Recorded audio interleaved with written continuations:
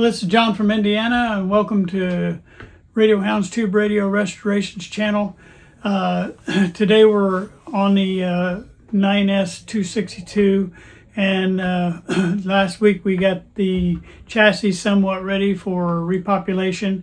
I still do have a couple of things I'm going to attempt to do on the bottom of that chassis where it's so rusted out, but right now we're going to continue on. What we're going to do on today is we're going to try to get some of these items that were on top of the chassis ready to go back on top, and to do that you got to get each one of them either derusted or cleaned or whatever we got to do.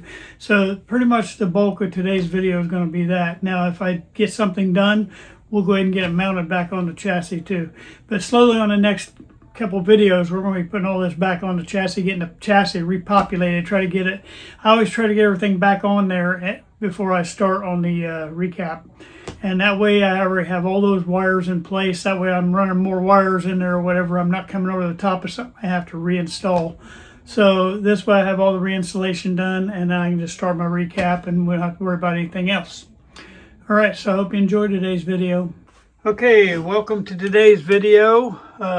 We are working, continuing on the 9S262, and we are going to be starting to work on the peripherals. We worked on the chassis last week, and we still got a little more work to do on that chassis, but we can go ahead and get started on this stuff. On today's video, we're going to start picking away at some of this stuff. I'm going to, today, we'll probably work on the tuning capacitor, and we're going to get it put into the ultrasonic cleaner and start cleaning on this. It's not horrible. It's not horrible as far as rust. It's just filthy and it needs cleaned up. So we're going to put that in the ultrasonic cleaner, and that can be working on the side while we're working on the other stuff. I think the other thing we're probably going to work on is this today, and try to take some of these apart and get all the wiring done on that and get these put back together. Our faceplate is not in horrible shape, but I thought I'd go ahead and lay it out. We got a little bit of rust starting up here on the top, so I'm going to throw some navel jelly on that while we're working on this other stuff. So a couple things I noticed about this is all the springs are shot and gone on the bottom here, so I'm going to try to find the springs for that. This unit is real rusty too, and I thought when I'm derusting this piece right here, I can be derusting that. That's your tone control. And then also I set this out, even though we're not going to mess with painting or installing this, but I can go ahead and start derusting it. And so I'm going to lay that out. I will probably be painting that too, making it match. So I got some derusting on this side that we're going to be doing. We're going to put that in the ultrasonic cleaner. I just laid this stuff out here to show you that that's still stuff we got to get done too. And like I said, we're going to mainly work on that and that today. So that's my plan, and I'll get it put in the holder here, and we'll get started on it. But first we're going to keep it out of the holder so I can show you what we're doing on the other side. So give me just a second to get set up for that. All right, I got my ultrasonic cleaner loaded up. There's a line right back here, and you don't want to fill your water above that line. I put a couple drops of Dawn dishwashing liquid in there, and basically I just stick this whole thing down in here in its entirety. Right now this thing is frozen in the open position. I haven't been able to get it broke free, so we're just going to let it run like this for a little while, and we're going to see if we can get some of this loosened up. Now we'll run it a few cycles like that, and then we'll flip it over the other way. We'll try to see if we can get some of this stuff knocked out of here. If you don't have one of these ultrasonic cleaners, it's well worth your time and money to go purchase one of these. They're not that expensive. I think it was like 50 bucks, but it wasn't bad. And I use it all the time. You can do it with heat, and you can set it like that, and you can set your cycles. But if you want to turn it off here, you can set it to the longest time, which I do 480. And then if you want it to be thermal where it heats it, you have to hit this little button right here. All right, so you get it set to the longest time thermal, and then you just push on, and it'll run through that cycle right there. It'll just count down on that cycle. And we'll just run a whole bunch of cycles like that, and we'll see what we get off of that thing. All right, coming back over here, I got these laid out, and what I'm going to do is while I'm working on these cans right here over here on the side, I can go ahead and get some of this stuff derusting. I'm working on a couple really bad radios as far as rust, and that being said, I'm going through this navel jelly pretty heavy. I went through over the other 2 radios I just did. I went through a whole bottle of navel jelly. That's $10 worth of navel jelly, and but you know what? For the price, I mean, you get a lot out of it. I mean, I've done a lot of derusting, major stuff. I gotta move my piece of tape I got over here. I didn't realize that was still on there. If you ever see me with a piece of tape on the side like that, that tells me which way the front of the radio is. But I can put it underneath here on that side too, and that way I still know that that's toward the front. Anyway, and so what I'll do is run a lot of this heavy rust off of here, because we got just as much rust on this stuff as let me get over here on the side where I'm not blocking with my hand again. But we have much rust on this stuff as we did on that chassis. That chassis was so bad, and even the guy doing the sandblasting, he said it's about the worst one he's ever done. And like I say, he couldn't get all of it off, but he got a good chunk of it for me, which made that a whole lot easier. I got another idea that I'm going to do on that, that I'm going to try to employ. I bought a little U-channel, and I'm going to see if I can make that U-channel split over the top of that bad spot. And if I can make that happen, then I can paint that the same color, and it'll give me my metal protection back on there. But I'll just have to see how that works. I got to get it all made first, but I did get it in the mail, so we got that. All right, we got the transformer coated. I'm going to coat this switch real bad because it's way down inside here on this switch. Unlike the other one, there's another rust bucket that I'm working on Facebook. Now that one, this whole thing is all busted up. I don't even know. I got to try to find me one of them, but the phenolic material broke on it too. And it was a rat house too. It was a bad one. Now this light, I laid it out here too because it's got one whole side of it that is on that bulb is just solid piece of rust. And so I figured while we're sitting here working on this stuff, we might as well have our navel jelly working for us. And this is not bad. This, actually, for a faceplate coming out of a radio that was so destroyed by the mice, this faceplate's only just got a few little pieces of rust on it, so it's not bad. I'm amazed really on the dial face, because I was expecting way worse than this. But it's really just a little bit right there on top. All right, so now see that stuff can be sitting there derusting while we're doing other work.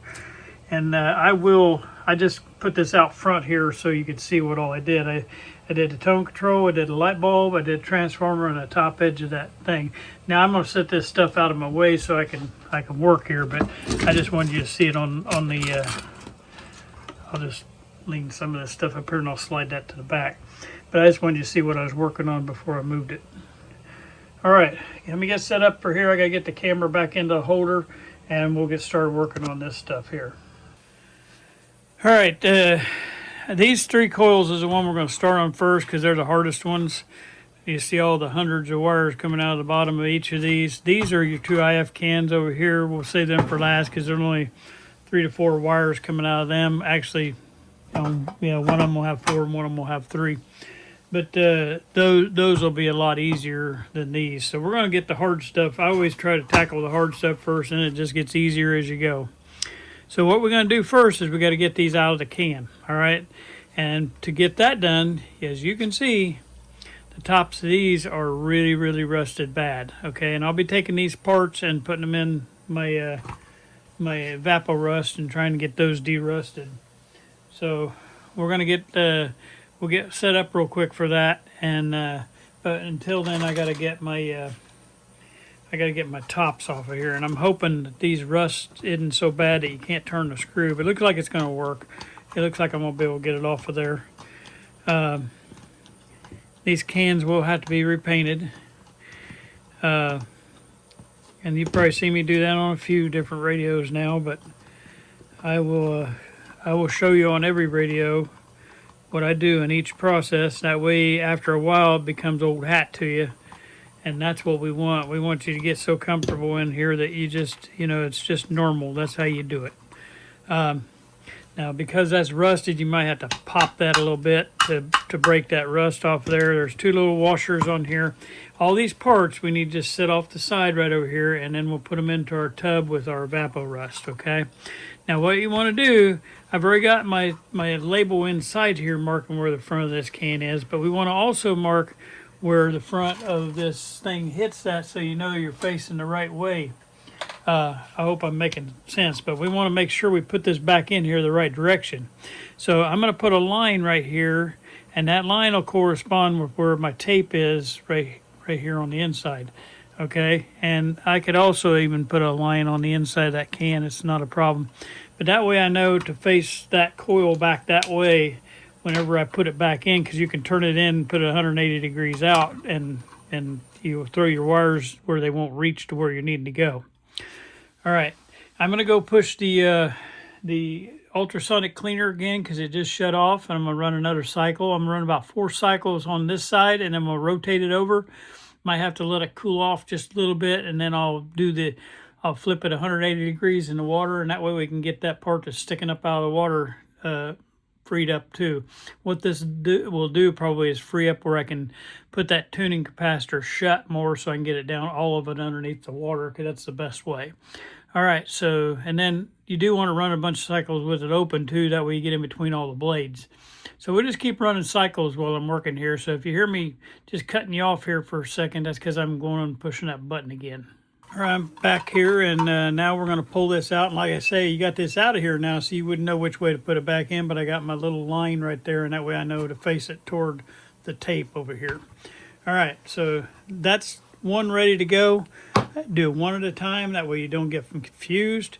And then we want to start replacing wires in here. Even though a lot of these are probably plenty good wires, I don't see any really major problem with them, but I want to put new wires on all our stuff here for this radio. So we're gonna reinstall, other than the heavy duty solid wires like that one, we're gonna reinstall and put all new wiring on here. So we're just gonna start off here. Most of these wires are kind of short, but I'm gonna make them just a little bit longer so when I reinstall them that I'll have everything I need to do. I'm gonna be turning on my my soldering gun, which I should have already had turned on, and let it heat up and get it ready. So I should have had that ready. I'm sorry, but I forgot to hit the button. I was doing another video in here this morning, and I had to have it off for that, and so that kind of made me forget to turn it back on. While we're waiting on that, I was mentioning the Evapo-Rust. The Evapo-Rust is what I put in that little tub.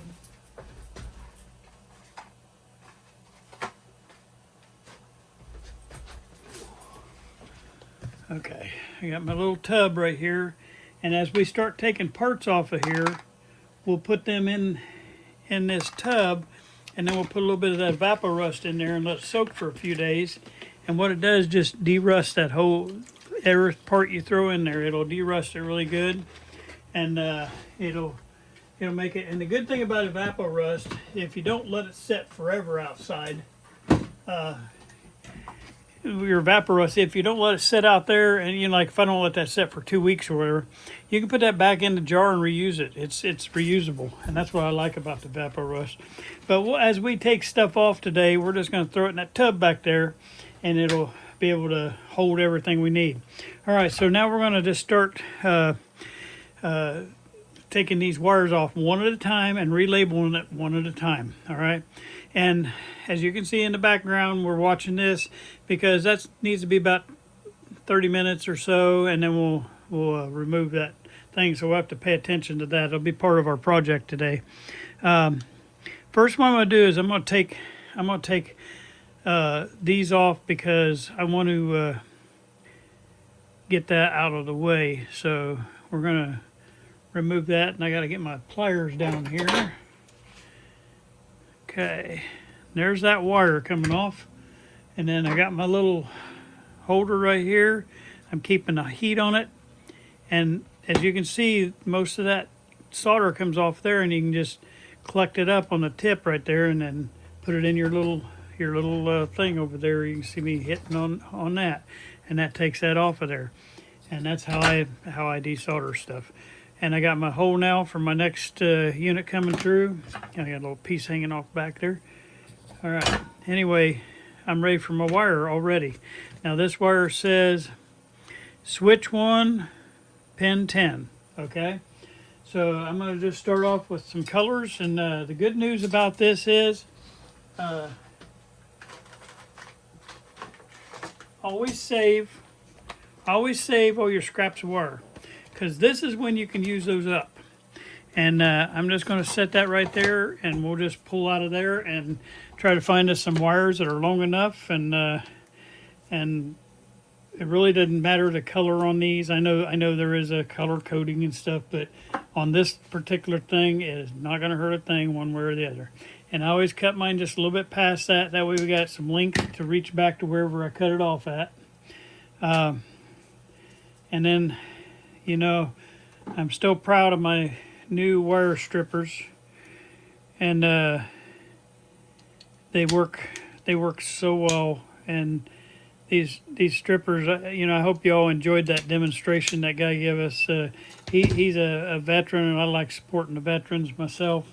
And he gave us a really nice demonstration on these wire strippers, and they have a lot of features that I don't hardly ever use, but I use most of them.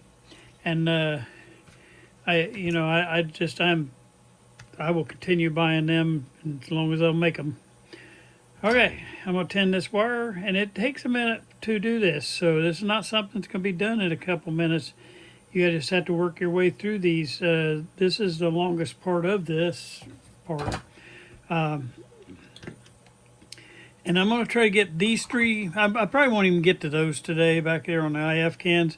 But I'll try to get to these three on this video, because that way I can take the cans outside and I can get those painted. And while I'm out there, because I got to do another video on that Philco Model 70 cabinet.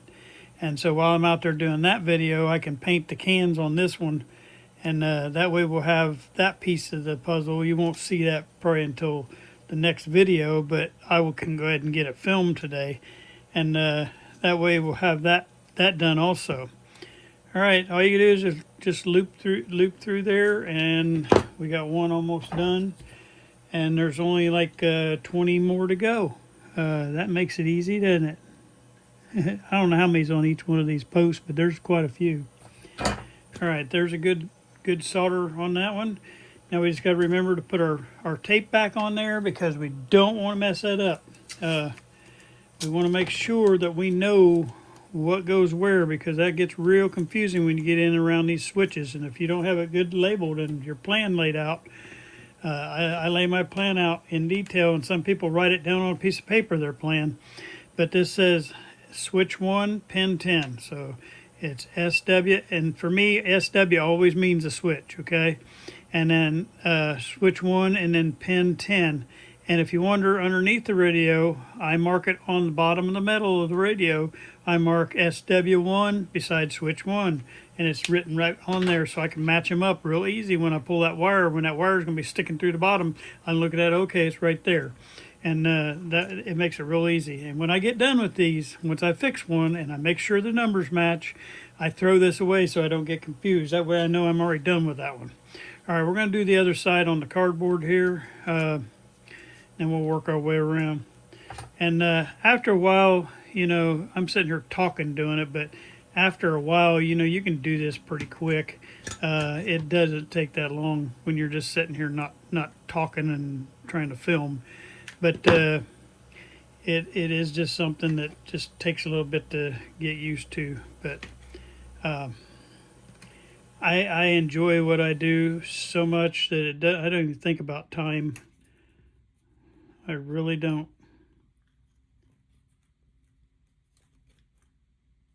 And that's why some of my videos are probably longer than they should be, because I get in here doing this and it seems like I just started and it's already an hour in, you know, and I'm thinking, how did that happen? But it does. All right. All right, so this one is switch to pin 1. All right, so I'm just going to use the other piece of orange I had here. Run it up here and cut that right there. I might even have another piece I can use there. Okay, so I'm going to strip the ends of it. And I don't know if you noticed when he did that demonstration, you got this little block right here that you can move in and out, and that gives you your exact length that you want on the depth of your thing. And which is a nice little tool to have, so you can have not a bunch of random different lengths of those. And if you need it to be shorter, you can move the block in. It slides in and out. If you need it to be longer, you can move the block back. And all right.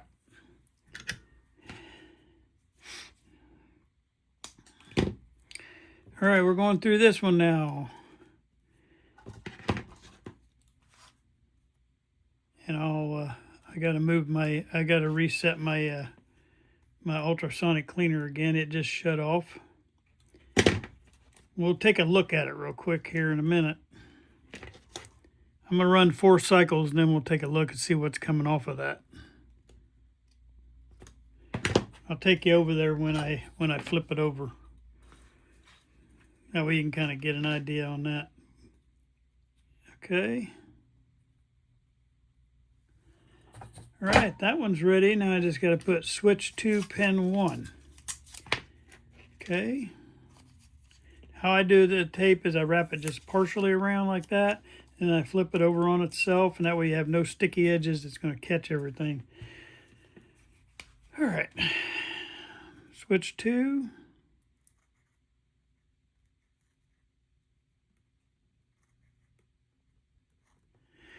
And how I label my pins underneath there on the switches, because the switch has, it's like an, well, I'll show you. Hold on just a second.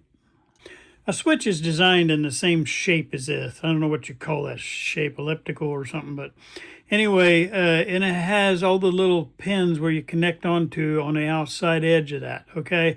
So when I look at a switch, and most of the time when the switches are in, it's horizontal like this. The holes are equal to the, well, like when you turn the cabinet up on its side, like you got a chassis sitting on its side. Well, then this will be shaped like that, and so the rods that go through there, the one point will be facing out towards you, out toward the bottom of the chassis. And what I do is I count my pins like this. I count it like 1, 2, 3, 4, 5, 6, and then I count the other way. On the next run, I like if I want to count it, that'd be 7, 8, 9, 10, 11, 12. There's usually 6 on each side. And so I always do it the same way, and that way I don't ever forget. So if it says pin 2, I know it's on the top, and it's 1 through 6 is on the top of that, the top way I'm facing the chassis. And I always mark my chassis which way I got it facing. I put an arrow under right in the middle of the chassis, whichever I had it sitting when I marked everything. So now I know that that's my top, and then I mark it 1, 2, 3. So I know pin 2 would be about right in there, and the pins are actually on the switch. They're out here on the edge. You can see them, so you count 6 pins right there, and I know pin 2. Now if it was pin 7, I know it's on the bottom and it's probably toward the back here somewhere, and that helps me to get my numbering right on my switches. And then I count switch 1 as the one furthest back toward the back of the chassis, switch 2, and then switch 3 if there's 3 of them. And sometimes some of them have 4 switches, but as you move toward the front of the chassis, toward the front of it, then that's how you count up from the back to the front. And that puts you from left to right when you got that chassis facing like that. And that way, and I just mark it right on the chassis, right below it. Switch 1, switch 2, switch 3, switch 4. And that way you don't get confused on these, because it gets really easy to get confused on switches. And that's how I number these, and it's always worked for me. I usually don't ever get confused on them, and which is a good thing. I'm gonna push this button real quick. All right, we're going on to our next wire. We don't have to do this hard wire right here because that don't have to be replaced, but there is another wire right beside of it goes in the same hole. So we're going to try to fish that guy out. And so I'm going to try to knock him out real quick. It might take it a little bit more to desolder that because that's a lot of heat sink right there on that.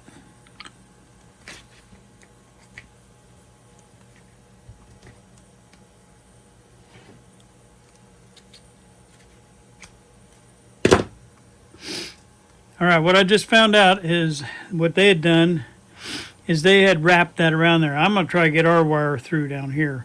But they had wrapped that around that. So I'm just going to cut that off of there now.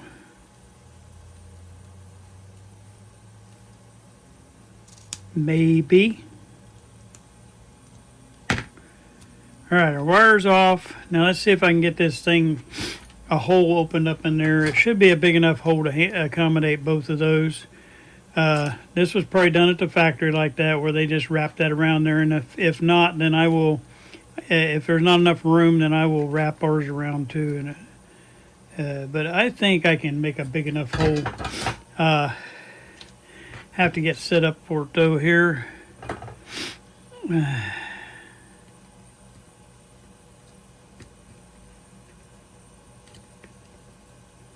Get you a fine point on your dental tool. Find one really fine, and if you can just get a little bit of hole through there, you should have enough to do what you need to do.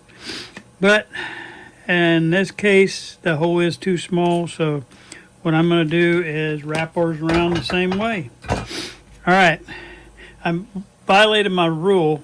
I was supposed to throw this away, and I left it laying there because you'll get confused which one of these is the one I just took off. And so that's why I always pitch those. I just happened to remember which one I took off, but that's why you get rid of the last one, and I forgot to talking to you guys. All right, so this will be the next one. We're going to be going right onto that post right there. And so let me see if I'm long enough on that wire, and I think we are. The orange wire that was left on that one orange run, yep, it's long enough. So we're going to go ahead and get it tinned up. All right.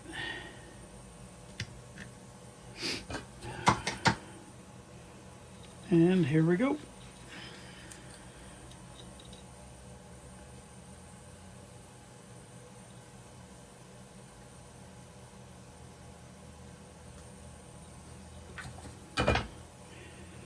All right, we got that one tinned up and ready to go. I don't need to do that because this one's just going to wrap around that. So here we go. We're going to take this right around the top of that like they did, and we're just going to coil that thing around and make it fit. Like I said, that was probably done at the factory because it was a nice coil job. Probably a lot nicer than I'm getting ready to do.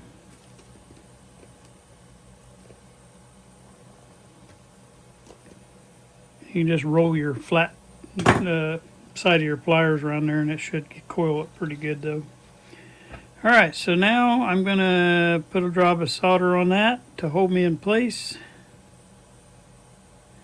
And then I want to reheat this solder right here to make a nice solder joint.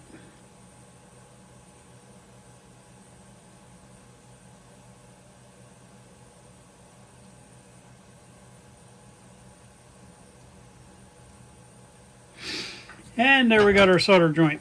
Now we're going to pull this up here and we're going to figure out what we say here. This is trimmer 2. TR stands for trimmer in my how I've designed it for myself. TR is trimmer. Okay, so I'm trimmer 2, pin 4, and then there's a top and a bottom to that trimmer, so it's on the top side. Okay, so trimmer 2, pin 4, top.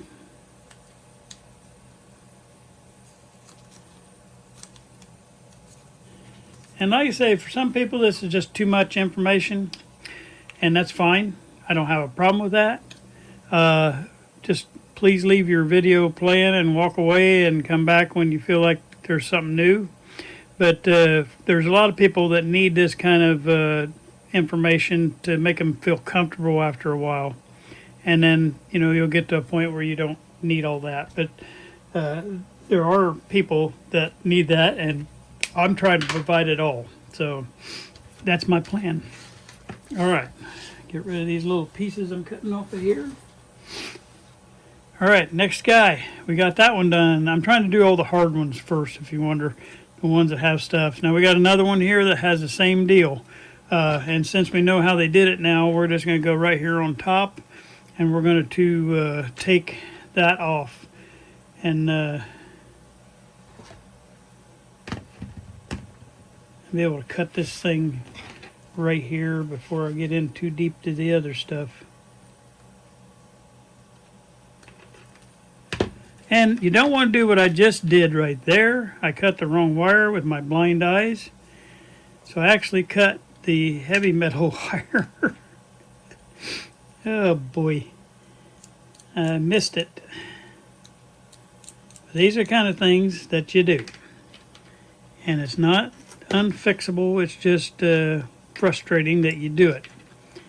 And I'm going to stick that in there, and I got to get that little piece off there now. That's what I was trying to cut, a little piece, and I cut the actual main wire. I didn't think I could get to that. Okay. Well, first, what we got to do now is get that back in there. And I want to make sure we do that right.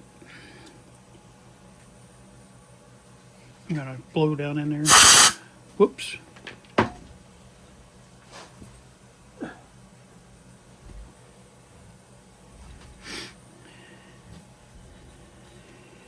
Okay, definitely fighting me today, so here we go. And I don't think I cut off much. I think it actually pulled it out of there. That's good. Maybe it didn't cut it. I just think it pulled it out of the hole because I don't see no piece. Yeah, I don't see any piece, so it just pulled it out. That's a good thing. So I'll put that back in and resolder that first. Then we'll wrap our new wire around there.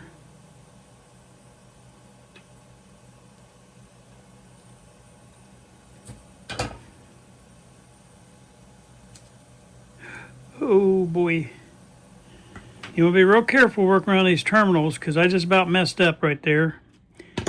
I let my wire roll on me, and you don't want to bend these out of place. Let me try to get that thing where it's supposed to go. Oh. Especially when you're putting these back in too, you got to watch that too. There we go. I think I got it that time. I put too much down in there though. Okay. Now we'll get our wire, and this is a real short one, but we'll cut it a little bit longer. That way we got plenty. There's a big blue wire. We can use some of them on. All right, so I'm going to cut off this little crinkly part. And we're going to put it, that's the only length we needed, but I'm going to put it about that much longer because we can always cut a little bit off in there if we got too much. All right, so there's that.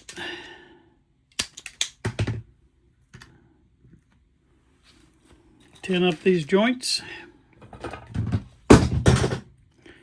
And yes, I just knocked my crimpers off on the floor.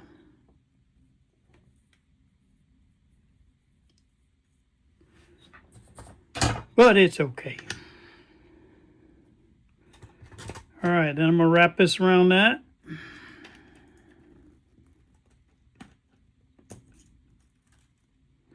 Yeah, you'll rip that eyelet right out of that cardboard sleeve on this antenna, on this coil, because they're not that strong, and so you got to treat it with kid gloves. I always, inside when I'm hooking these up, I'll put a pair of pliers on the bottom of that so I'm not bending that. I'm just bending the wire when I'm trying to move this wire back into place. I'll put a pair of pliers here and then another pair of pliers on top, and that'll keep from breaking that, because you will break that right. That'll come right out of that eyelet, come right out of that hole. And that's what I almost did a second ago there. And just wasn't paying attention that it was rotating that and not rotating the metal. All right, so I'm going to put a bead of solder on this, and I'll resolder that part I put back in. I'll put a nice bead of solder on top of that. All right, so we got that one done. We got to call this trimmer 2 pin 4 bottom. So the other one was trimmer 2 pin 4 top. Now this is trimmer 2 pin 4 bottom. Okay.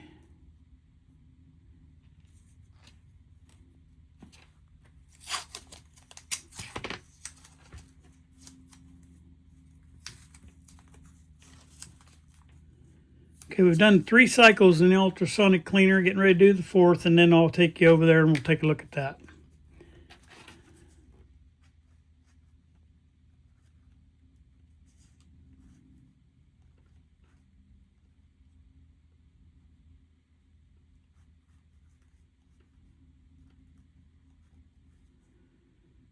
So pin 4 has a top and pin 4 has a bottom, and that's where those 2 wires are going to go. All right, now see, if you put that in there backwards, it might not reach, like if you had it the other way around, because you have one shorter wire and one longer. That tells me that the shorter wire don't have very, very far to travel. Okay, let's go ahead and get some of these other in-betweens now. There's only 3 more wires on here that we got to get, so we'll have this one done here in a few minutes. Let's go ahead and take this guy off here. All right.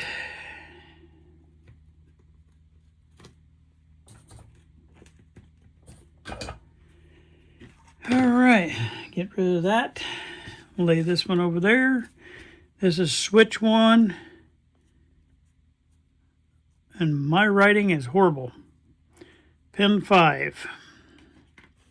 Switch 1, pin 5. I'll grab one of these little yellow wires right here. Make it long enough.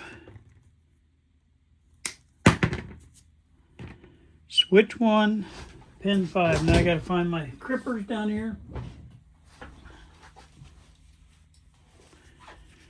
Okay, magic crimpers going at it.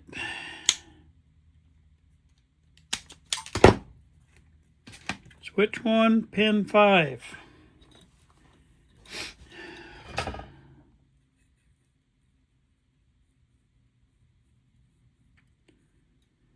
When you get done with these switch boxes with the coils, when you get to the IF cans, they seem easy because there's not that many wires in there.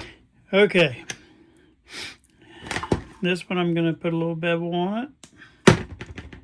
Go through the hole.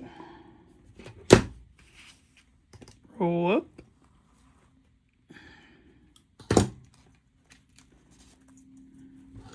And squeeze that together.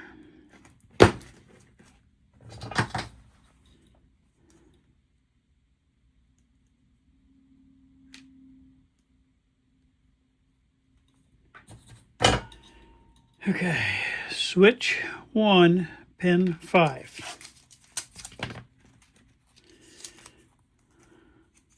And you can always look back at your pictures too to see where some of this stuff goes to, but it's better to have some kind of numbering system like I'm trying to show you right now. And that way you don't mess up, because it's hard to unravel and figure out. Then you got to start tracing full wires. And okay, there's that one. I'm going to go ahead and start that ultrasonic cleaner again here. All right, we're getting ready to start on this next one right here. Get rid of my wire from the last one.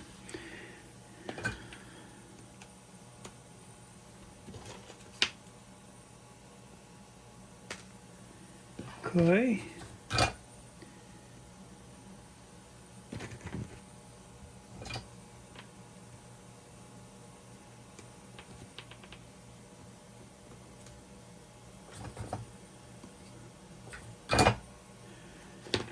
All right, we'll use some more of this yellow.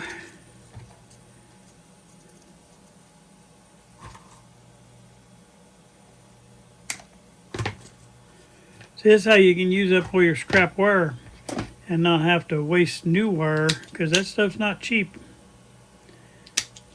Depending on what size roll you get, but it's, you know, $20 to $35 a roll. And And you'd be amazed how much you go through when you're doing one of these radios, especially if you're replacing like this, when I'm replacing a lot of the wiring, at least a lot of this kind of wiring. And it goes through it pretty quick. And if you're using up your scraps, you don't even have to waste any of that, which is a win-win-win. Coming up on this Timeout Tuesday coming up, I'm doing a segment because we just finished with that Heathkit signal tracer, and I'm getting ready to start on this Heathkit signal generator. But in between the two videos, I'm doing a video on my little console up here that I have all my equipment in, and I'm showing you a little bit of ins and outs of that, and showing you a little bit of how I made it and everything, some background on it. So I think that might be quite interesting and informing. That'll be on this week's Timeout Tuesday.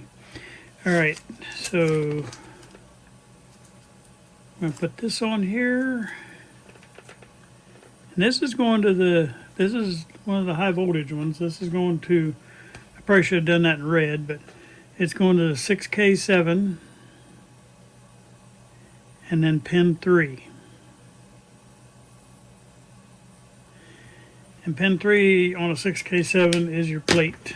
So it's going to have 250 volts on it. All right. Now, as you can tell back here, I'm going to show you this when I come off the camera too. I'm going to set this out of the way for a minute. You can see where our transformer back here is getting white in some spots. That tells me two things. That tells me it's working on, when you see that white, that means it's working on the really bad spots. But it also tells me it's really close for me to take that off of there. And when I do take it off, I'll use my nasty brush, which I got to get me some new brushes. Next time I go to Harbor Freight, I'm going to get me some of these. But I'll be able to brush that and try to knock a lot of that rust off of there. We're going to get this last wire though before we come off of here, and that way this coil is done. So let's knock that out real quick, and then we'll take off the holder and we'll go deal with a couple things here. All right. So this one's almost ready. One more wire. Okay. And we got that done. We're gonna find us another little piece of that wire here.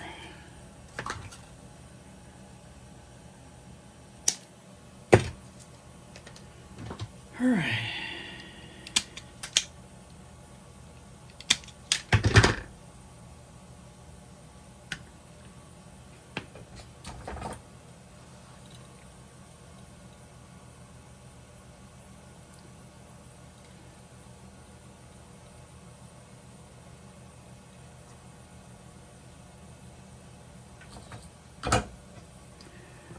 Okay, and then this final one is going to be switch 1, pin 12.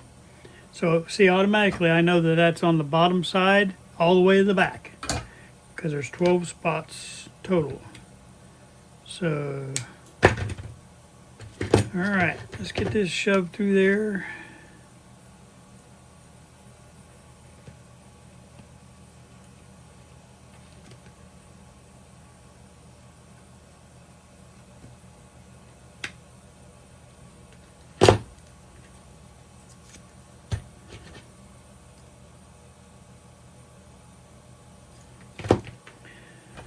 All right, put my last soldering spot on here. Put my tape on, and we got this coil is done. So what did it take us? Maybe 20 minutes to do one coil, and that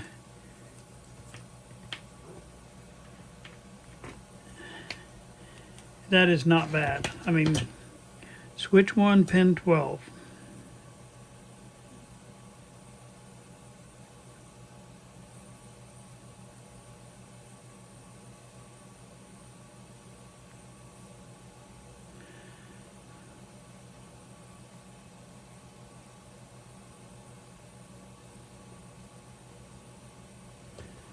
All right, we got everybody marked. I'm gonna set this coil off the side. Now, one thing I am gonna do, because I'm gonna take these cans out, the cans, I'm gonna get them painted when I get done today. So while I take that out, I'm gonna go ahead and do something else on here. Is I'm gonna label this can number. Okay, so this is gonna be can number 1. It's just, or no, let's make this one number 2 since I put a 1 on that other side. This will be can number 2, and then I'm gonna put a number 2 on here.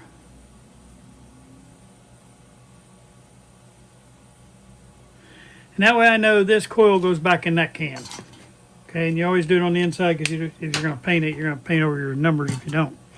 All right, I'm going to set him back out of the way right here in the corner, and that way I'm not get that in my way, and I can get rid of my little wire. I'll set this out of the way, and then we're going to pull this up here and work on this just a little bit. Try to get these freed up. And then we'll determine whether they're going to take a second coat, which I'm about 99% sure they are.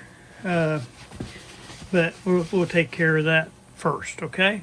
I'll be right back. I'm going to take you out of the holder. All right, I just finished this 4th cycle. It's going to be super hot. So I'm going to lift this off, and we'll see what kind of damage we did underneath there, okay? All right, as you can see, none of this got done because it's sticking up out of the water.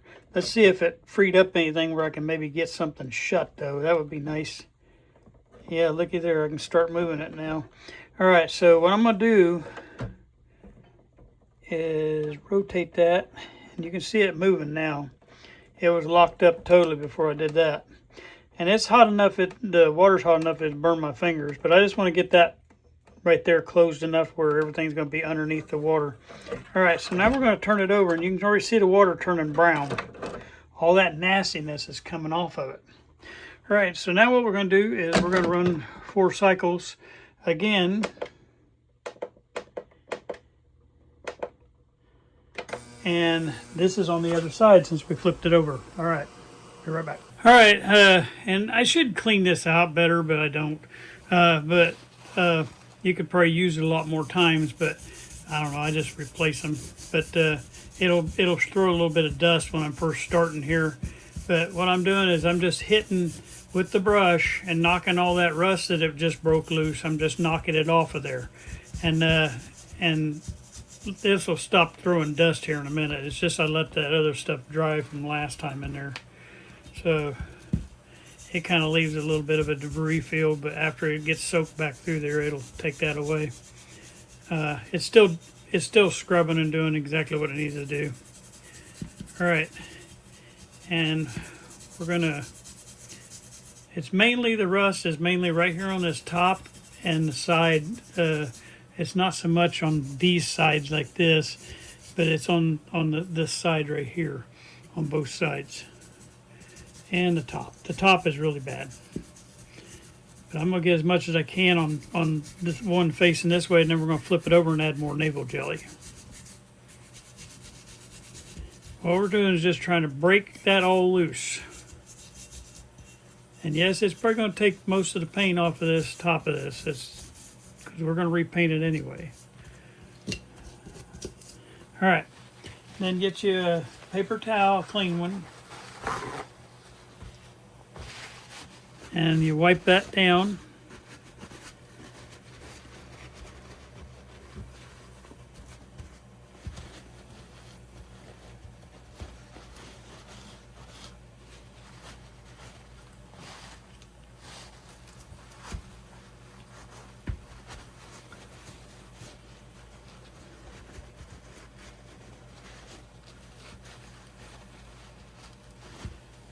You can see it's taking a lot of that off, but it is taking paint with it. All right, and I should have had this prepped too. I didn't.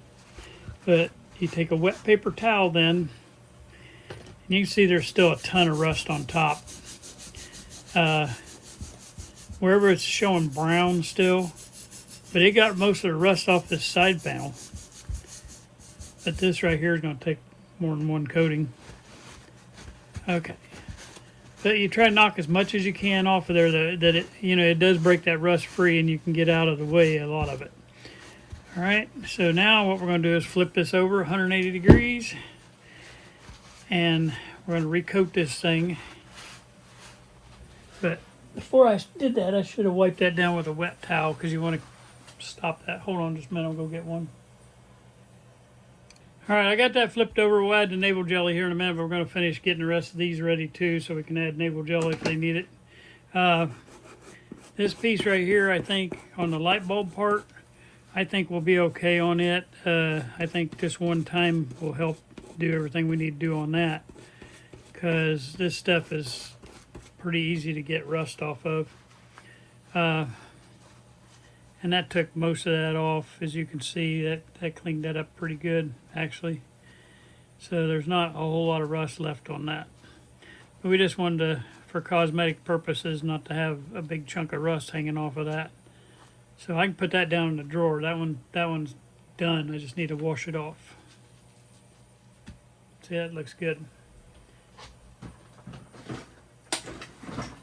All right, that goes in our parts drawer. Now we're going to look at this guy, and more than likely, this one might have to take a second coat, because I see even some spots that didn't even get anything.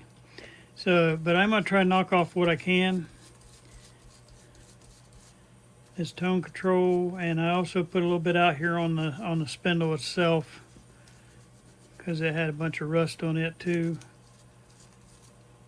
I want to be real careful not to break that phenolic material. I don't know, most of that's coming off. And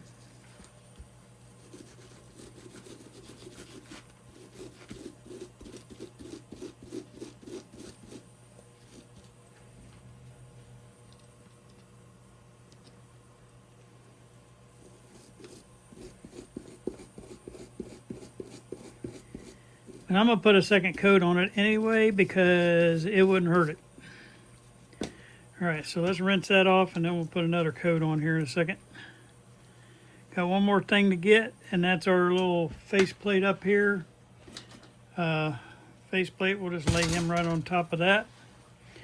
And let's see what we can get off of that. This shot should come off pretty good, but it's going to take the paint off a bit too. I can tell you that right now. I don't know, that rust is real heavy right there.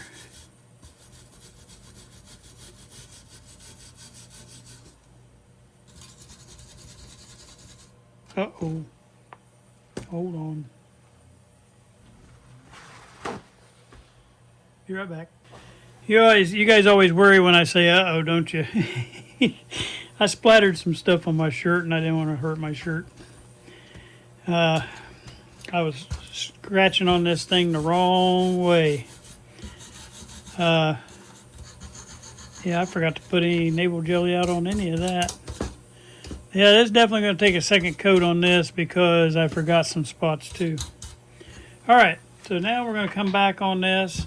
I forgot to do any of this underneath here, and I forgot to do that little piece hanging out there. And this stuff is still being a little tough here.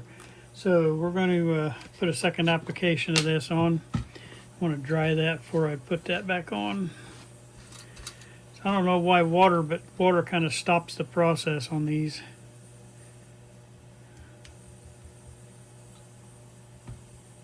This time I'll get our little clip and our holder. I missed that side right there. I missed all this under here. Know what I was thinking there.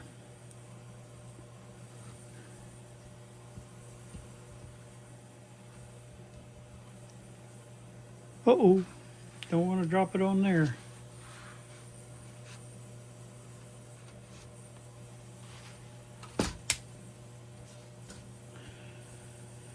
Okay, we're gonna have fun trying to find those springs for that. All right, we got that one back there cooking. Let's get some more on this now. That was a little too much. See if I can scrape some of that back in there.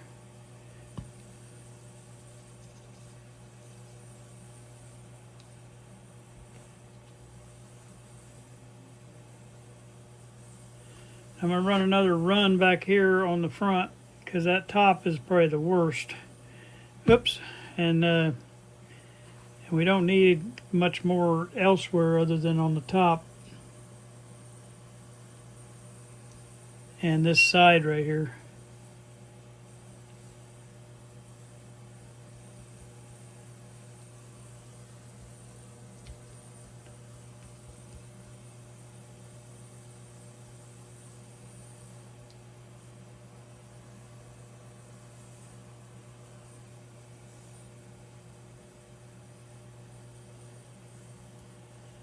All right, really, I think we kind of got that ready. I've put a little bit more on our switch here. I'm gonna try to run a little bit more down in there. I'm gonna try to get it down in that hole. We'll have to go put it underneath the sink and wash it out. But there's that. Okay. And other than that, I think that'll get that pretty good. Put a little bit on that top snap part. All right, we'll set this back off the side again. I definitely put way too much nebula jelly on top of that. Wow.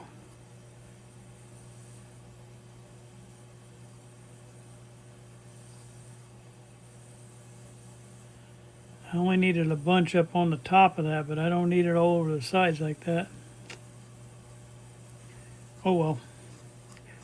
It's only money, right?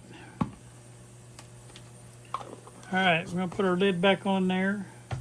So we got our ultrasonic cleaners going. We're on our second round on the other side of that piece that's in there. I have a feeling you're going to be surprised how nice that looks when it comes out of there. And it makes it a lot, when you get to the cleaning of that tuning capacitor, it sure makes that part a lot easier. Alright, so we got those moved back out of the way. You want to clean up your workspace here because we're getting ready to do another coil. So, and like I said, I don't know even if I'll get all three of these coils done in this video. I don't want it to last forever, so, but we'll get as much as we can. Alright, we're going to go on to the next coil. And the next coil is going to be a similar deal. We'll take our nut driver and we'll get these two top screws off of here. Alright. This screw's fighting us a little bit here. It feels like it's spinning on itself, but it is coming now. And my nut's stuck in there. If you ever get one stuck in there, just take your little nut driver and see if you can pull it out that, your little dental tool and pull it out that way. And that got it out. Okay. Get our other one, see if he'll come. First I thought it was spinning on itself in there. That wouldn't be good.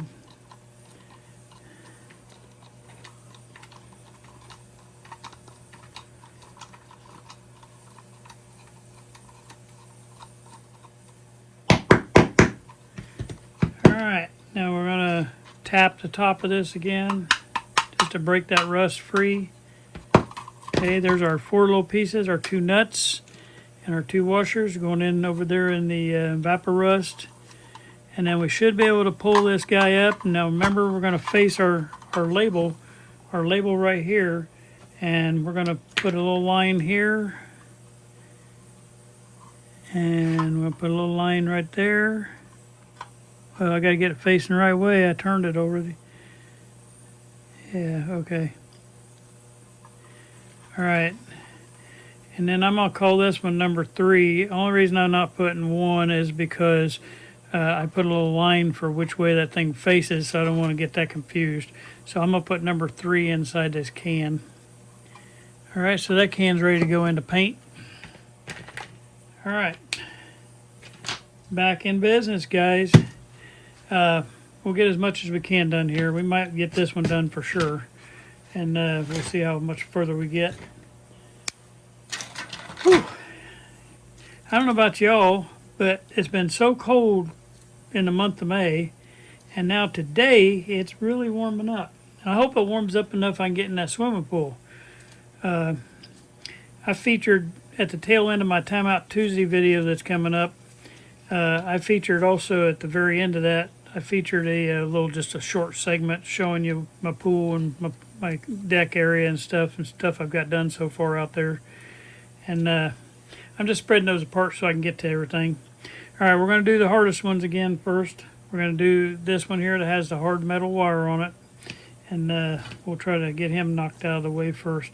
I'm not going to lay my scrap wire box over here now. You kind of know now that that's what I'm pulling from when I pull those little pieces of wire, and that's exactly what happened that last time. See, it was just coming out of that hole is all it did.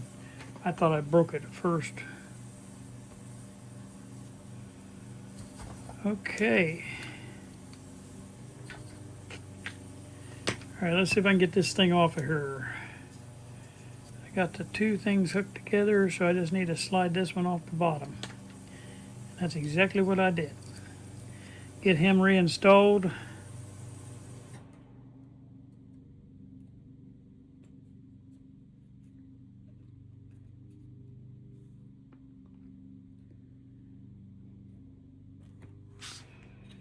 All right, big guy is getting reinstalled here. I'm gonna put a little solder to hold him.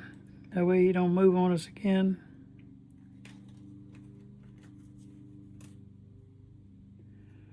Fresh solder on that. And then this is trimmer 1 bottom. So it must have just one connection to it. So we'll get us a little piece of wire.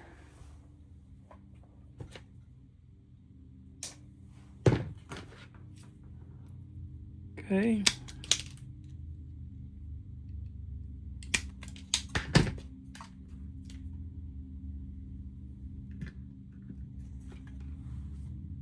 Trimmer 1 bottom.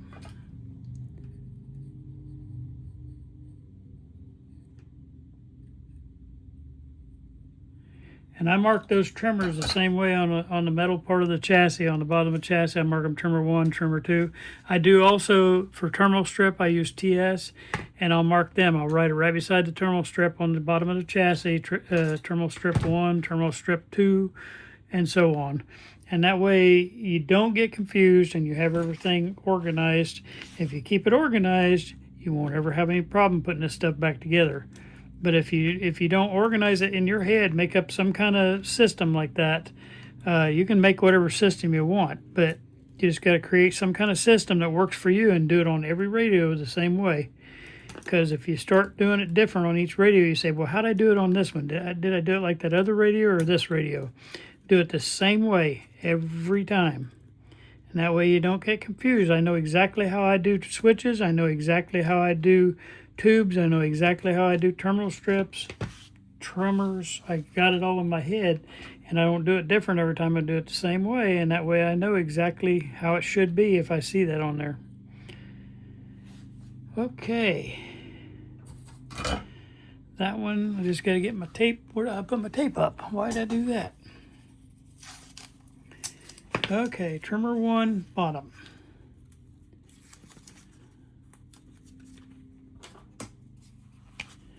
Okay, we've got our second cycle finished over there on the ultrasonic cleaner. Got 2 more to go. Then we'll put, I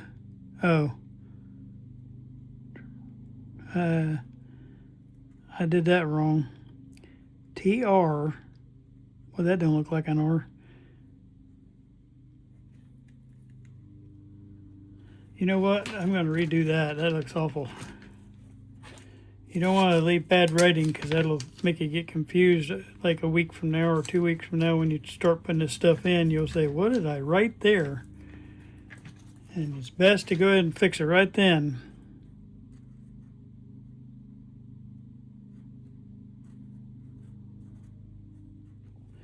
There we go. All right, so that one's done. Let's go to the other heavy metal one over here. That's this guy. Where's he at? Right here. And let's get him pulled out of there. I don't know why I'm calling them hymns or whatever. You know, whether it's masculine or neuter. It's funny. I learned how to speak German. I can speak pretty good German, but you know, my kids are very good at it because they were raised over there. But I learned to speak pretty good German, and I noticed that a lot of in their grammar, because I went to school over there in an actual place I was teaching in a Russian Germans that were reintegrating back into Germany, and so I went to school with those guys, and that's how I learned my German going to that school. Me and my oldest son went there, and anyway, they have like the word the, like we call it the table, the wall, the whatever. They have, that's where you get the D, der, das, and one is like D is feminine, der is masculine, and das is neuter, and but they have a different the for each item, each noun, like table, and like the wall is feminine, die Wand, and so it takes you a while because you about have to memorize it, just like you do the multiplication tables, because there's no really, well, there might be a rule that I didn't get when I was in school, but I didn't see no rule on it. You just had to kind of memorize, like a trolley that's coming by, that's die Straßenbahn, it's feminine. The floor, das Boden, that is neutral. Anyway, everything has got its different the, and then they can use variations of that the also, which I'm not going to get into that. But anyway, bottom line is, I don't even know how I got onto that subject, but yeah, the word the. Okay, we're going to go on to something else smarter. Okay, this is that same trimmer 1, but the top side of that trimmer. Okay, so we got to get us a piece of wire out. Okay.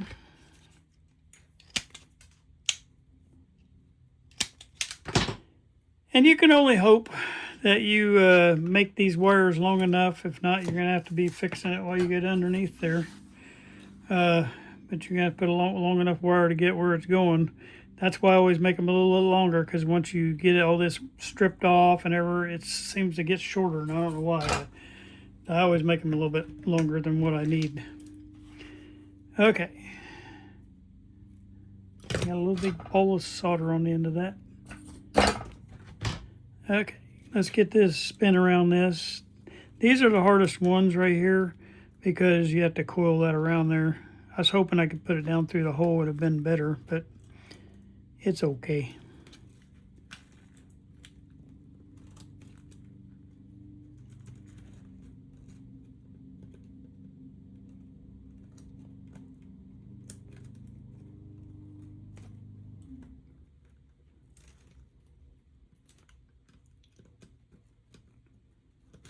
I'm letting my, before I do these last 2 cycles, I'm letting my ultrasonic cleaner kind of cool off a little bit because it was getting pretty hot.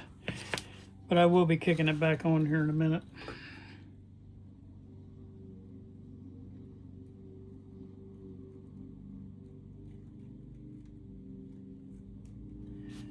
All right, trimmer 1 top.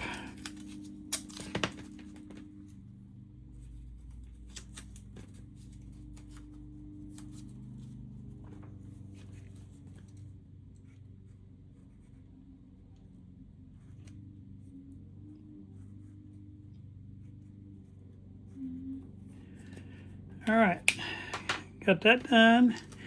Now we can work our way around on just the regular ones. We'll do the ones over the cardboard first because there's still an obstacle to go around. It makes it a little harder. Okay. It is so easy to leave that last thing on there. Okay. This is switch 1, pin 6. Okay, so we're going to get us a wire here. Here's a gray one. And I'm going to go ahead and cut that bad spot off of there.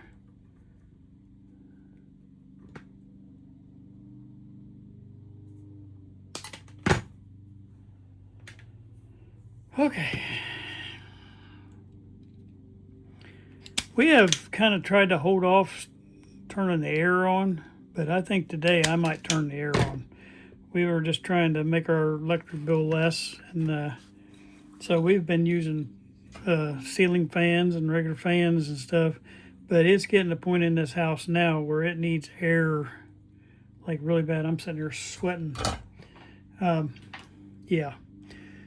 All right.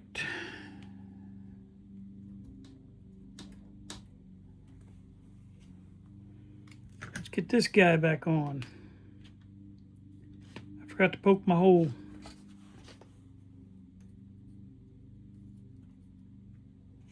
Am I right in your way again? I've been doing pretty good about staying out of your way, but I just did it there. I'm trying to bring you where the camera's kind of a little more over the top of it, which seems to be working pretty good. I'm working underneath the camera, which gets my hand at least somewhat out of the way.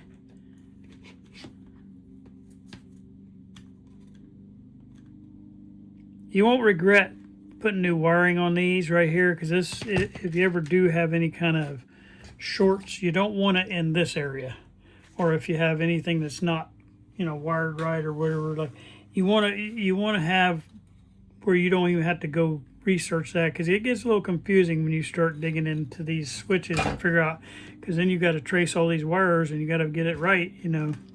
Switch 1, pin 6. And if you don't get it right, it makes it like a nightmare to try to unravel and solve the troubleshooting. And so I've learned it's better just go ahead, and if this thing's been old and sitting around for a while, to go ahead and change these wires out. Okay, this is switch 1, pin 6. Okay, get rid of that wire.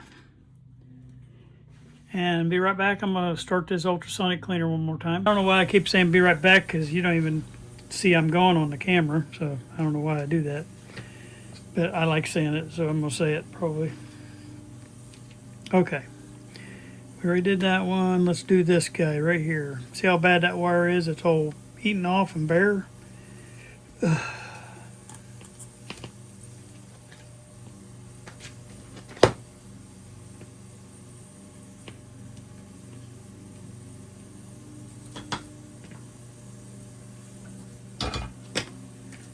Keep wanting to dip my soldering gun down into that evapor rust over there. I don't know if you see me doing that. I keep going in the wrong direction there.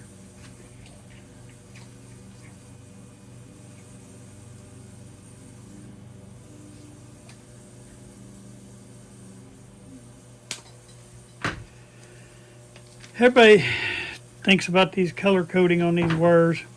You know, there is a color coding, an RMA color coding for these old radios, but I don't follow it too much. Maybe one day I'll look it up and give it to you guys.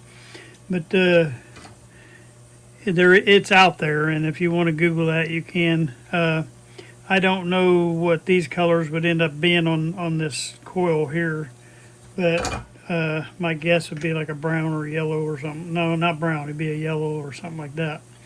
But to me, on these, it just does not matter.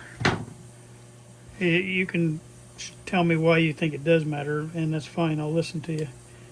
But I've never had it be a problem, because as long as you know where you're going with it and you put it back where it went, you know, it really can't mess up. It might mess the next guy up. He's trying to figure things out. I don't know. Oh well. Okay, switch 1, pin 1. Switch 1, pin 1.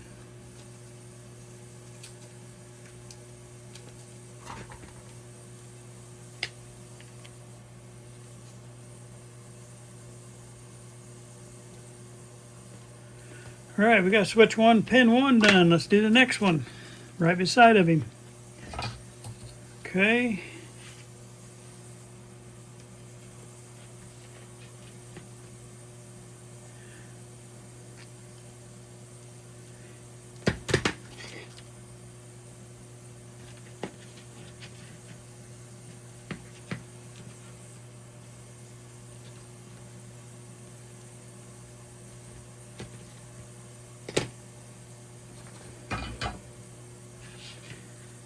All right.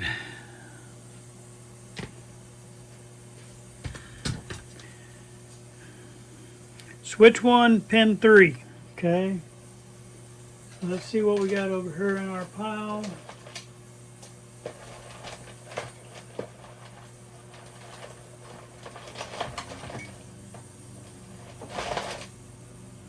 All right, here's a green wire. I haven't used any green in this yet, so we'll use a green one.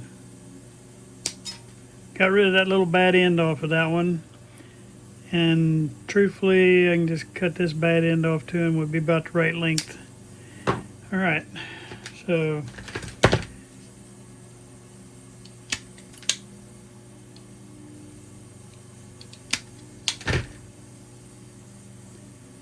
all right.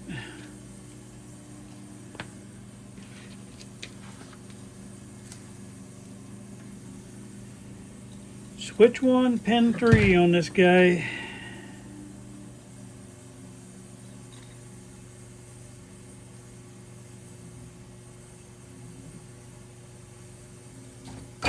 Okay. And I really want to try to make it through these 3 cans. I hope I don't bore you to death, but I really want to try to get them done because I want to get those 3 painted.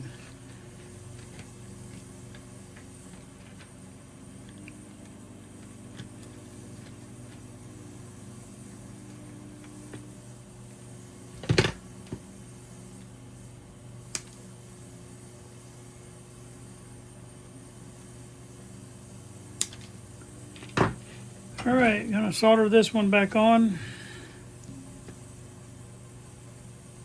You notice I'm not leaving the heat long on these too. Remember, I've said it in multiple videos. You don't want to leave a lot of heat on there because this thing right here will melt right through that cardboard and then you'll have a loose piece there. And they're hard to fix. You have to use epoxy glue and get them all epoxied back in, and it's a pain in the butt. Switch 1, pin 3. I know I keep saying it, but I'm saying that just so I don't forget.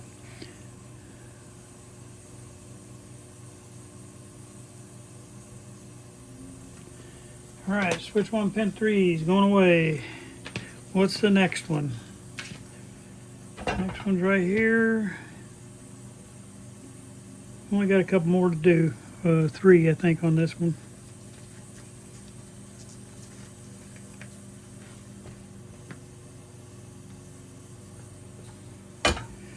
Okay, get our hole in here.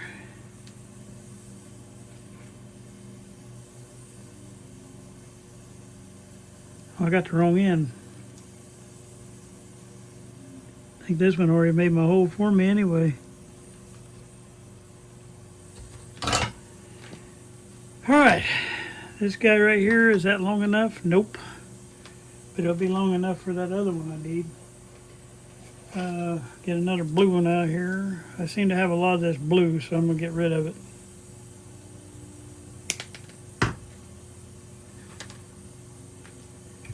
Okay, strip it.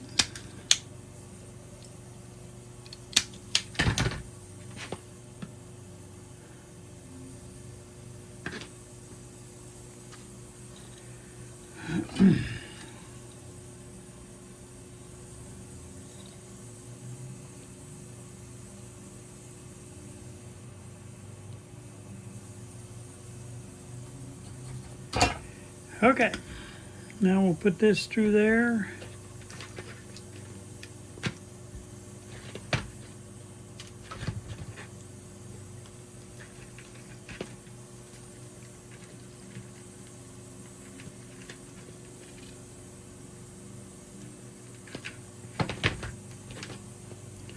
Forgot to close my marker.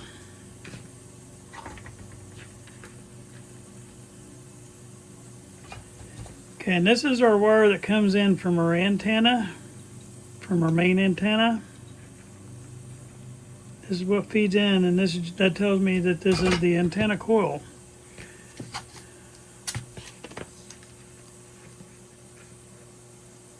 That's what this says, antenna.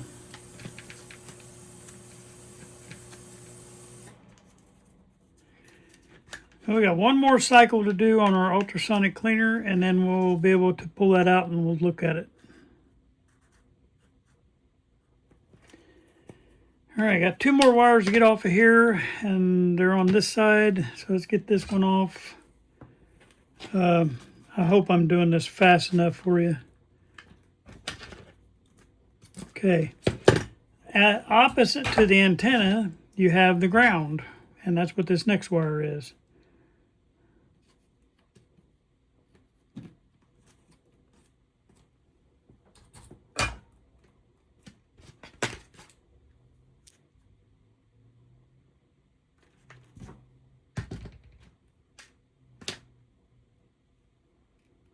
Well, oh, there it is. I laid my pliers right on top of it.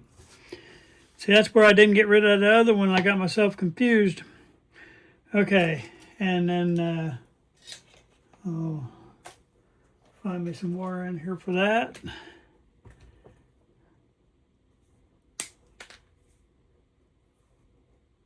Okay, make it about that long.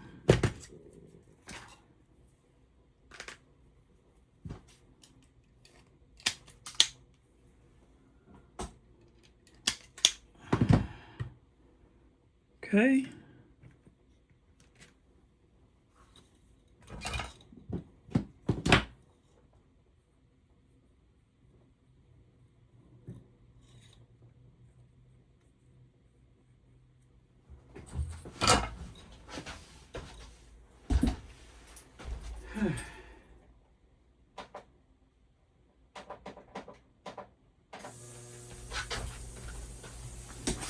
Instead of cutting you guys off, I just stepped over and kicked that on that last cycle. All right, so that means we run the tuning capacitor through 8 cycles when this gets done, and we'll just see how it looks when we get done. It might need more. We don't know. You just got to take it out there and take a look at it. Whenever I get these tuning capacitors where I feel comfortable that they're all derusted and everything and clean, then I will oil them up, and then I also I use this oil on them, but I also will put Bow Shield T9 on it. That helps to keep any rust coming back on there, and that makes the tuning capacitor really good shape. All right, I'm gonna mark this one ground. I got one more to get on this one, and we'll have this one ready to go.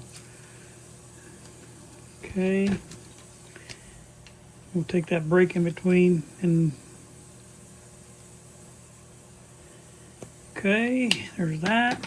Get this last wire off of here, and that's this little guy right here.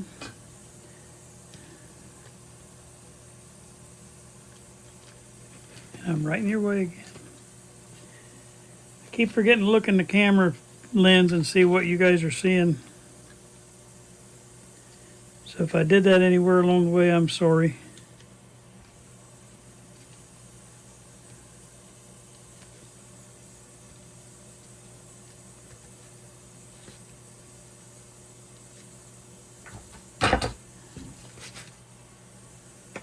Okay, a little short wire right here so I can use my little gray wire for that.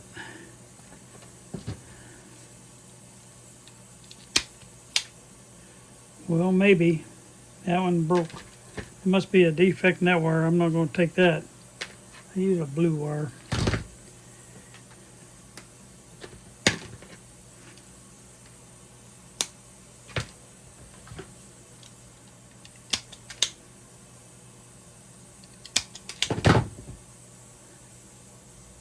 Okay, get that thing tinned up.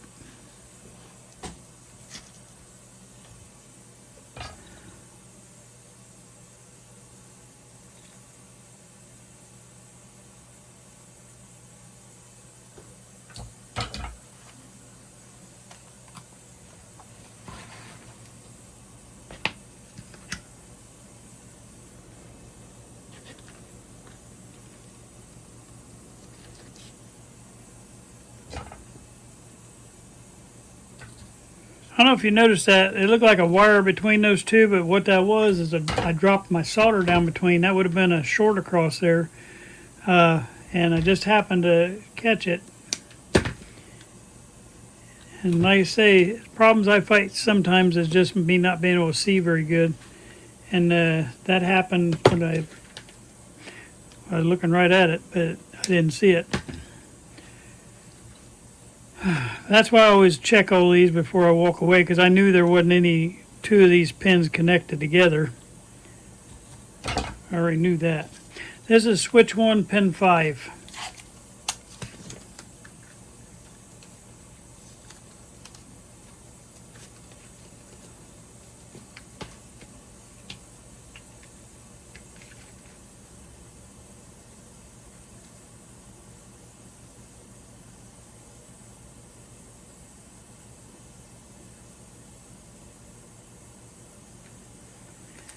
Alright, so this coil is complete.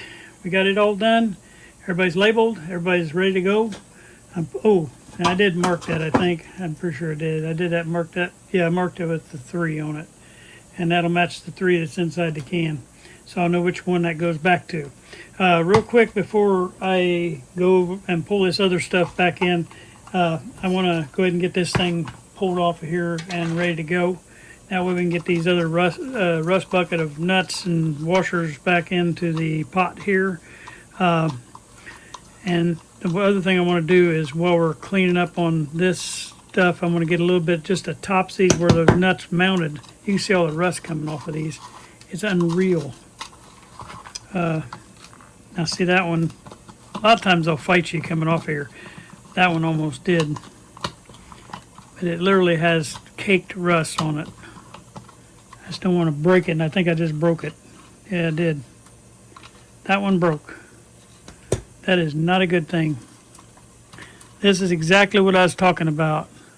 So what I have to do now is I have to hold that down in there like that. And I'm going to have to, well, if I can get a hold of it, do that again. I have to keep it from spinning in there. This is going to happen to you. When they get rusted that bad, it's going to happen. And I just got to be able to hang on to 2 things at once in front of you.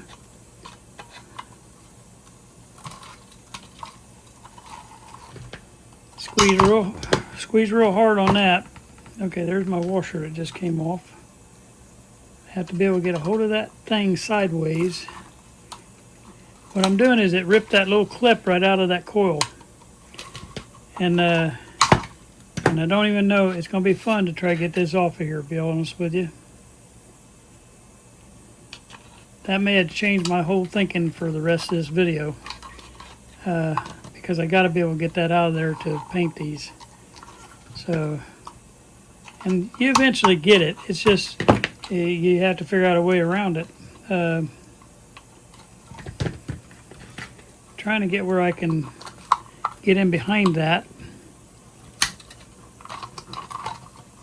If I never get a good bite on it, I will get it off of there. I think I just got the bite. Okay. Dang, I had it almost done. I'll show you when I get it out of here what happened. It's fixable. But you got to get it all de-rusted and ready that way before you fixable it. Okay, good. That solved that. Alright, I'm taking my 2 nuts and my 2 washers right here and throwing them in the pot over here. And then I have to figure out how I did that. Okay, so this is the bad side. I got to turn it like that and put my little line on here so I don't forget that.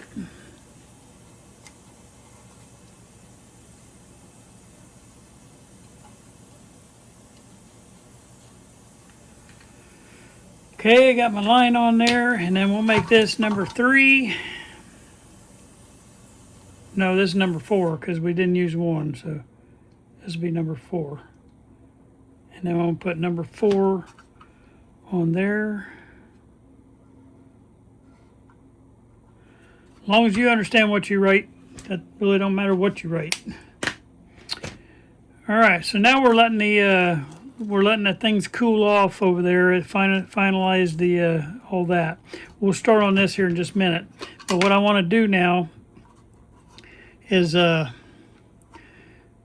want to put a little bit of this navel jelly that I put too much anyway on here, and I want to put a little bit of that on top of these, and that way they can be getting cleaned up while we're doing this other stuff, and that way I can use up this extra navel jelly that I shouldn't have poured out all over the place here. All right, I'm gonna set him right there. All right, let's see if I can get enough to get the rest of these. Probably not.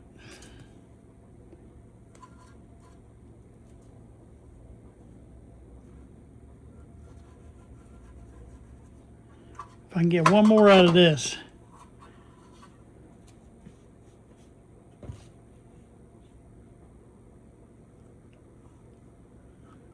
We got this. All right, now get that all that pitting and stuff be worked on.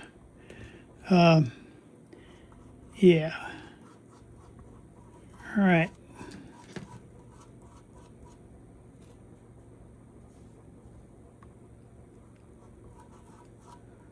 The side of that one was really bad.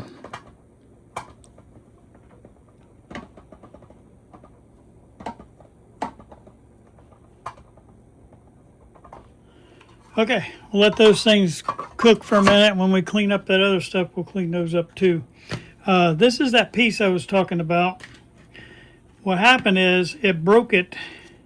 It pulled it right out of here, and that's what will happen to you on these if you overheat them up here. But see how I pulled that right out of there?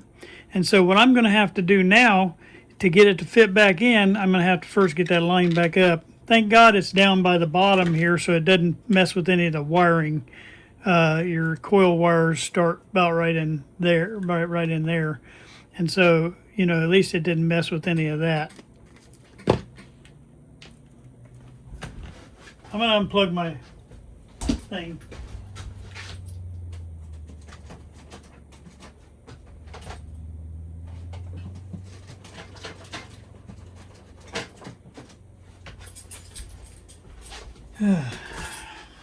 I unplugged my ultrasonic cleaner so it could kind of be cooling off because it still heats even when it's not running the cycle.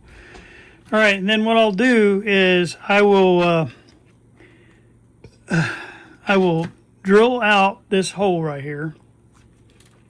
Now I'll run a nut through there and try to hold that in place. And then when I do that, then I'll take some epoxy and I'll put epoxy on both sides of that, and that way it won't come back out of there.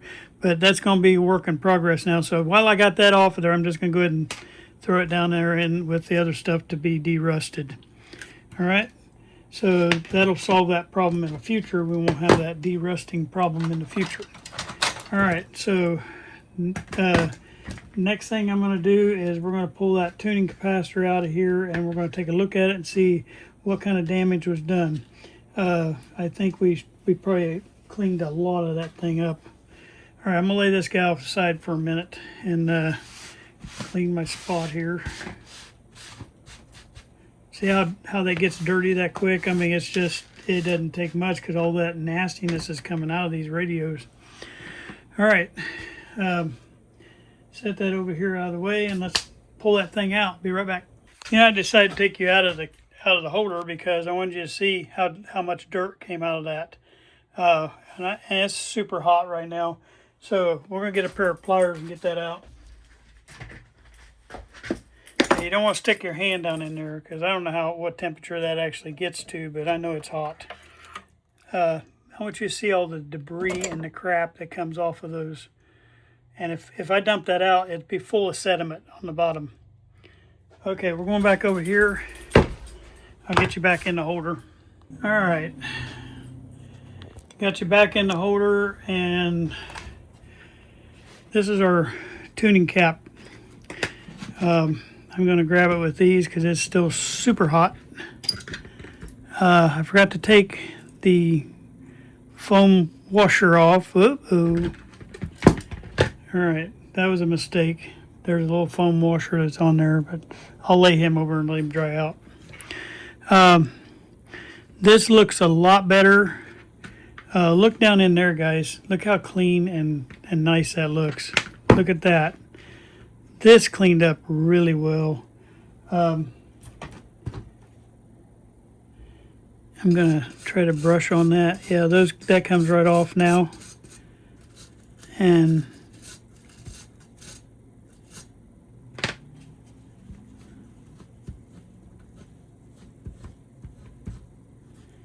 yeah, we don't have to do hardly any derusting on here. The only thing I see bad on this whole tuning cap is that little corner right there.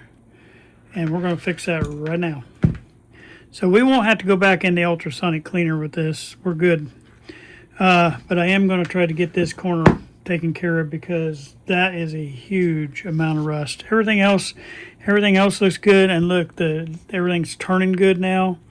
It's opening and closing good, so we got that part right. It's just this one little tiny corner, man. I don't know how that happened, but it's probably close to where they did their PP stuff, and yeah, we don't want that. So, and I just noticed I lost my 3 little washers too here that I didn't realize it was still on there. Found them all, thank God. Once again, the old eyesight thing, I didn't even see those on there. All right, and I see a little bit of rust right up in there. So we're gonna doctor that right now. So we're gonna put a heavy dose because this is a really thick, like really thick rust. It's as thick as what was on the chassis. It don't go very far, just a little bit. There's a really thick piece right there.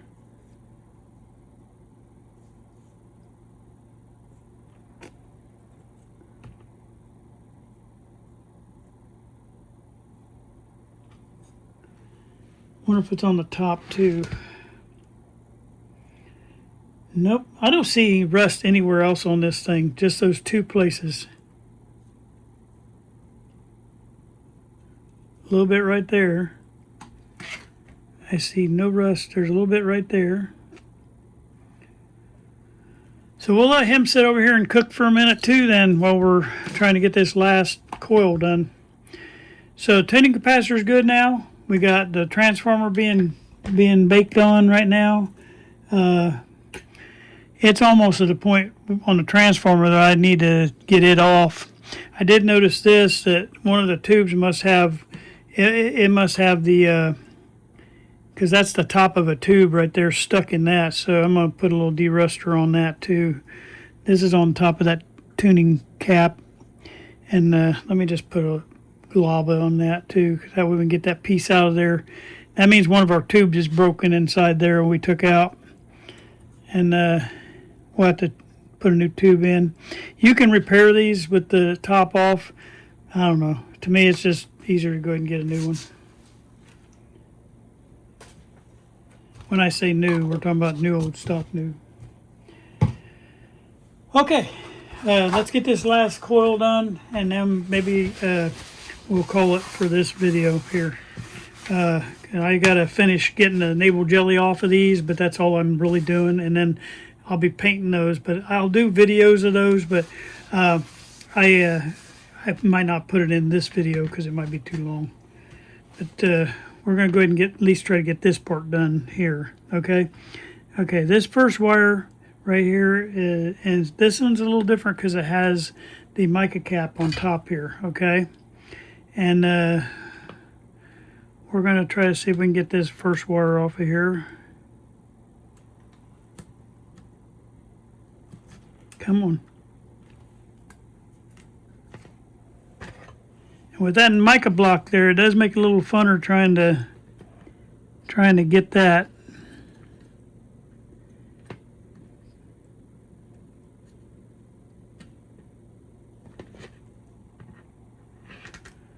Because this is going through there, so what we'll have to do is heat that up and stick our wire underneath that. We'll have to wait for that here when we make our wire. So let's get that done.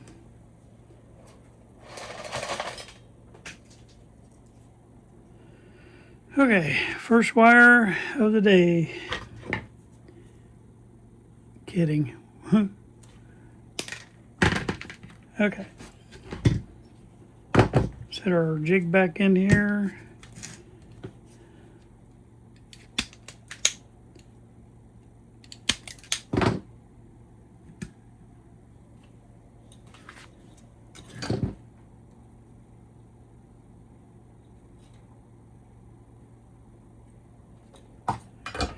Well, my goal is to try to slide this up underneath here, because that mica is just wrapped right through there and you don't have room to get your wire. So we're going to see if I can get that heated enough for me to slide our wire up under it.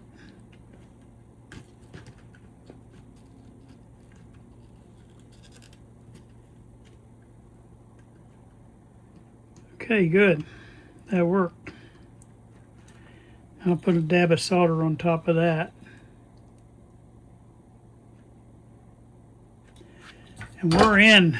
Okay, this one is switch 2, pin 10. Okay.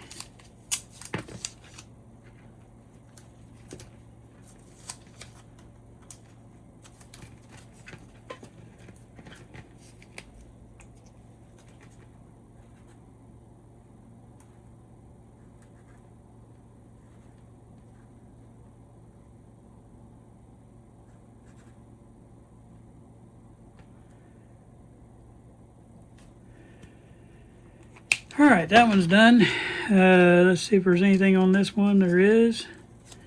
Okay, let's get this guy off.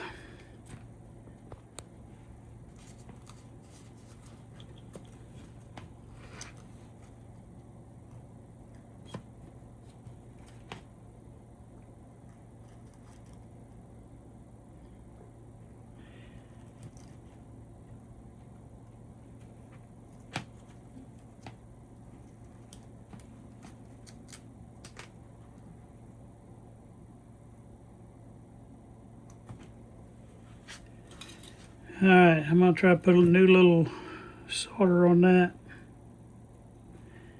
I didn't get rid of my switch 2 pin 10 sign. All right, so next one is trimmer 2 pin 1 bottom. Okay, trimmer 2 pin 1 bottom. Get rid of that little bad piece right there. I still think it's going to be long enough to do what we got to do here. It is. Okay. Makes me feel good to get rid of a lot of this wire I hadn't piled up.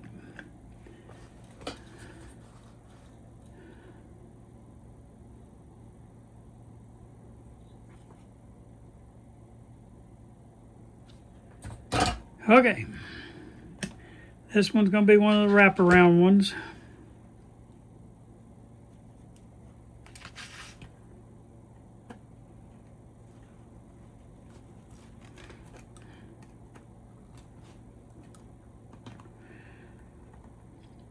Like I say, you know, just for us to be able to get this stuff done, to make you, you know, if you don't want to sit here and watch it, just let it play through, and that way it counts for me.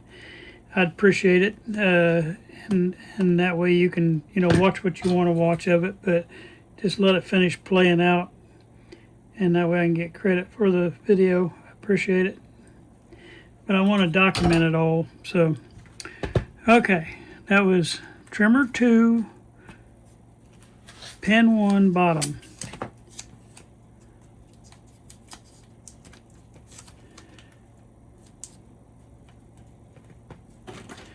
And you notice a kind of a trend here, although the one coming off of these heavy wires are going to trimmers.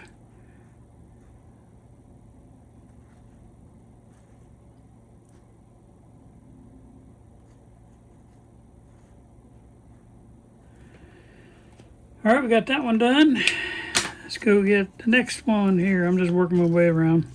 This one has 2 wires coming off of it, and we'll get them out of the way and try to build them. Get rid of this wire, because that's going to really get confusing. Okay. On this one, I want to make one wire longer and one wire shorter, no matter what length I make them, but I want to make one shorter and one longer, because that way I'll know which one's which on putting my writing on there. Yeah. Okay, I do not know why that's not wanting to come out of there.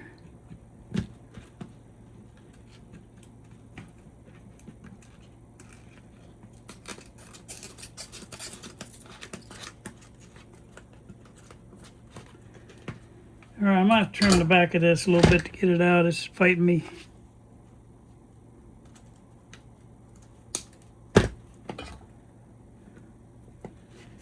It must have something big hanging out the back here and I can't see it.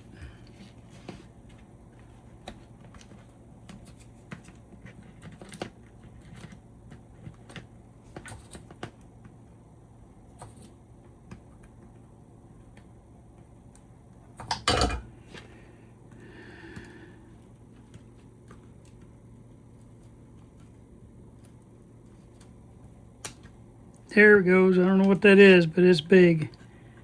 It did not want to go through that hole. I got him. All right, let's make a hole bigger because we're going to need to get 2 wires back through it.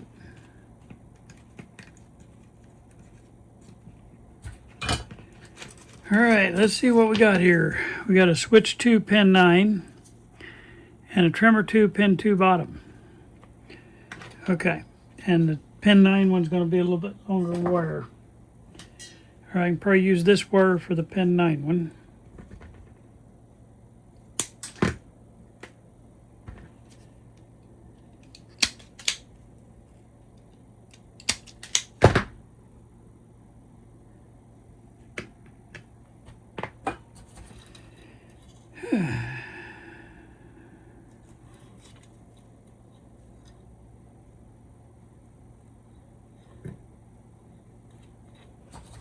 All right,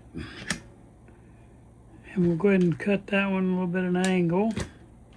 Now let's get our next wire built. We'll do it in this wire right here. I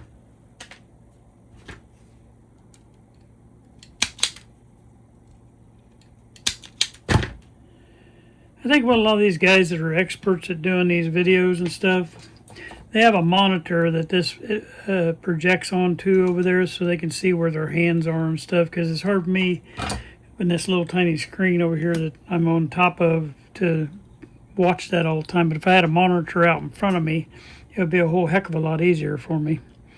And I'm thinking about getting set up like that so when I film, I see that on the camera what I'm doing.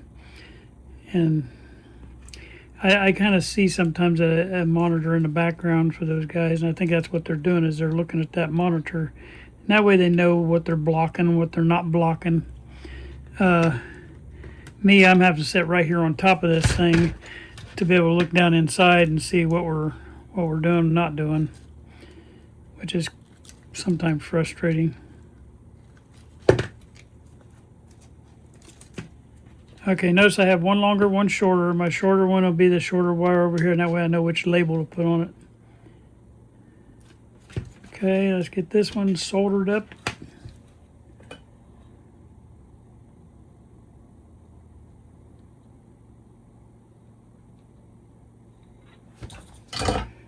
Okay, so the long one is switch 2 pin 9.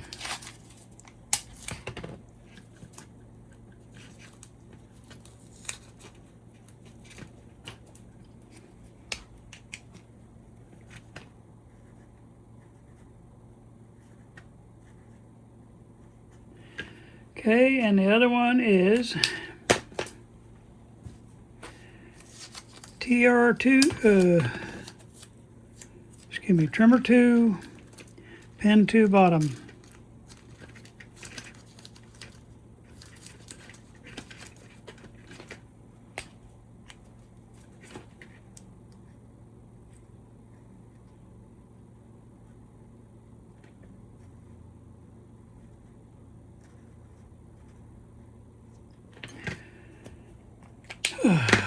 Okay, there's that one. Well, I got a couple more to go and we'll be done here. Now, while we're checking in here, we got a resistor sitting here. You see how the mice chewed through these wires completely. There's just a little bit of coating left on that one. But we got a resistor across this, and we're going to test that resistor. So I'm going to lift one side of that resistor and make sure it's still good. It's a 3, so it's 2 oranges, orange, orange, and then red. So it's a 3, 3 with 2 zeros, so it's 3.3K. And that's what it needs to be when we test it, okay? Okay, so I'm going to get one end of this off of here.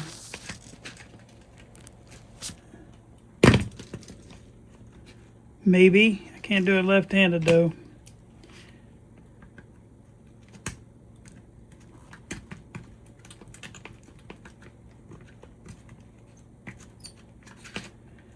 Okay, we got one end of it lifted. Now we'll hook up our multimeter and we'll find out.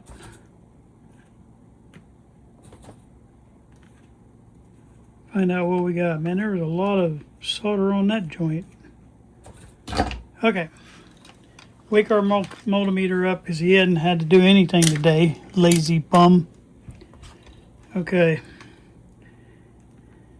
And we're going to connect onto that pin and the other end of that, and we should come up with 3.3K.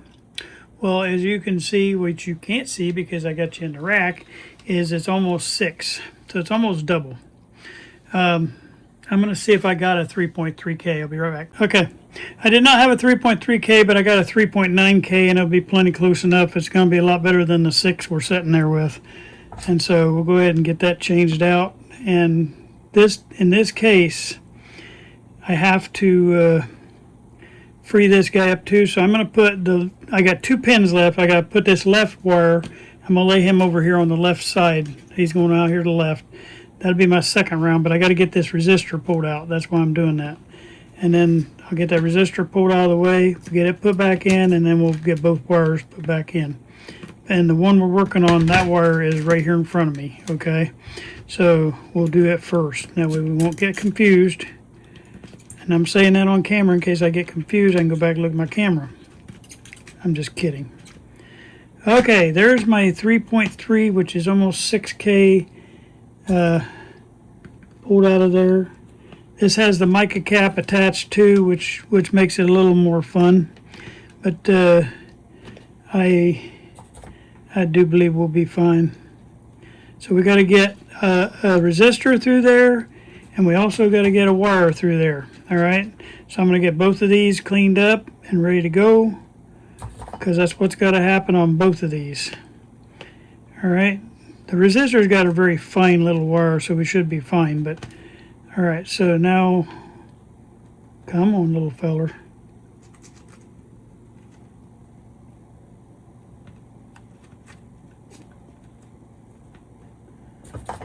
I don't know why, but this particular lug, somebody soldered the crap out of it. It's got so much solder I'm working off of here.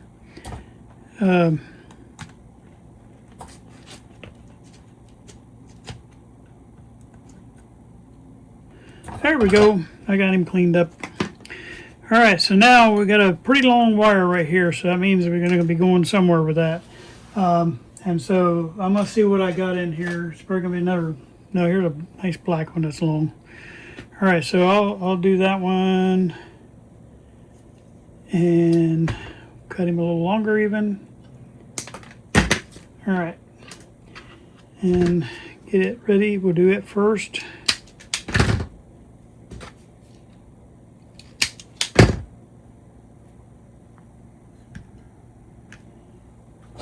All right, and then we're gonna solder this, put our tinning in place here. All right, and you notice how I'm working the rusting and doing recapping. Well, that's how you do, because you want to maximize your use of your time, so you can be doing 2 or 3 things at once. And that's how I do that. I do this all the time when I do a radio, just like that. You can do 2 or 3 different jobs at the same time, just like I was running the ultrasonic cleaner. And I forgot to put my resistor in there. I soldered that and forgot it that quick. Oh well. Been putting just one wire through there the whole time. And all right, I made my hole for my resistor. You big dummy, right? Is that what you're all saying?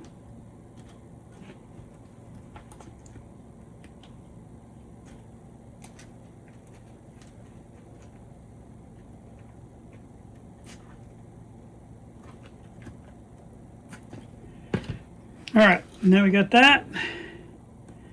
Resolder that this time with the resistor in place. Then I'll swing my resistor around here and put the other end through this hole and put that up.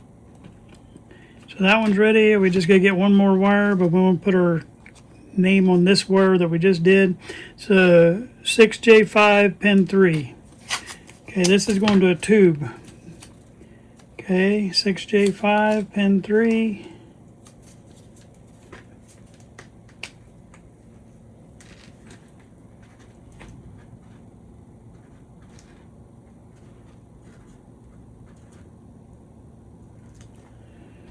Okay, the 6J5 pin 3 wire can go bye-bye. Now I can move this other wire back over here. That's my second wire. That's going to switch 2 pin 3. And so we'll move that over here.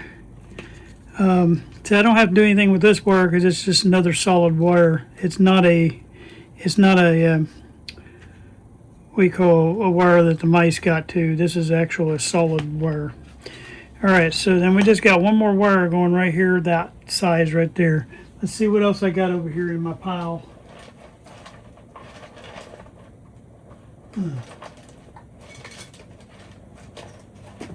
Trying to find one long enough. That ought to work right there. I don't even have to do anything, just strip one end of it. The other end's already tinned up and ready to go.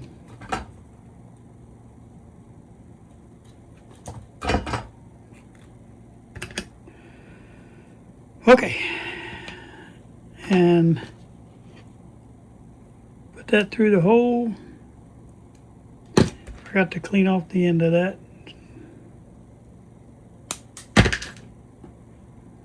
It'll help you get through there a lot easier if you do that. I just forget sometimes.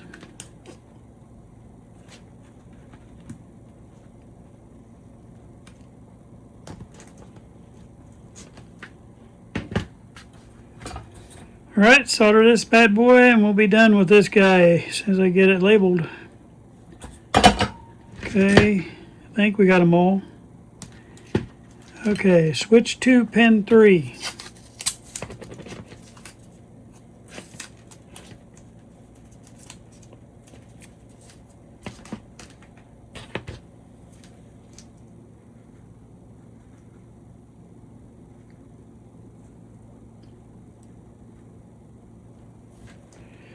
I don't know if the algorithm on YouTube picks up the fact, like let's say you didn't want to watch all this part, you could just fast forward to the end. I don't know if that actually counts as you watching the whole video or not. But if I know people who just come in and watch a few minutes and then walk away, it hurts you on your algorithm on your YouTube channel. And a lot of people don't know that. They think just subscribing is what does it, and that doesn't. It tracks everything, and it gives you like your score, I guess. I don't know how they do that, but basically you get a better score if everybody watches every video all the way through. And you know, I'm hoping that might even help too. Somebody just grabbed a hold of that bar and slid it to the right, and it shows you did watch the whole thing. I don't know, really don't know. Honest to goodness, don't know. All right, looks like we got everything done on that one. Everybody's labeled. I don't see any problems with that. I've got it numbered 4 right there, and so that'll match up to my case. Now I want to get these cases cleaned off real quick because they're already turning white. I need to do that like right now, and that'll get that. I just want to get this big ball of rust off this corner. That was what I was mostly worried about. And we're just about done with this video, guys.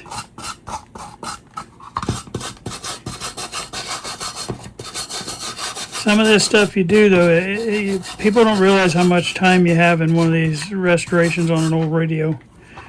it's definitely time consuming.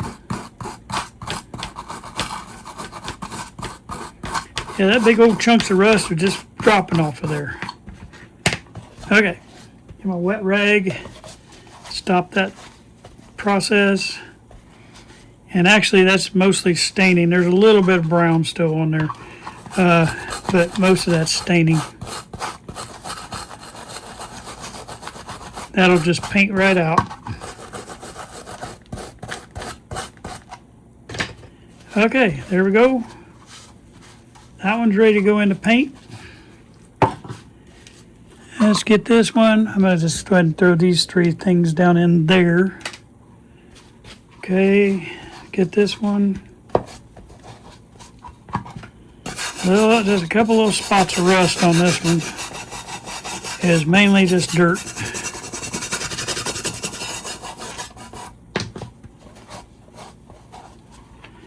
I'm going to move this to the inside.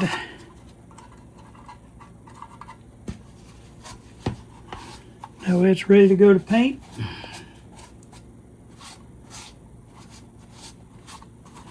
Let it dry for a little while, but before the end of the day, these will be painted. All right, so, and the final one, get that off of there. It's got a kind of a rusty corner too.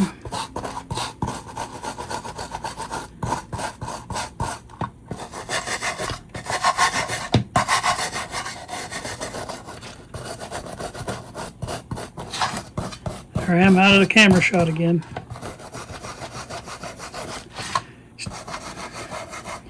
I wish I had a shock collar every time I got out of the camera shot. That way I would know. You guys would end up pushing that button all the time.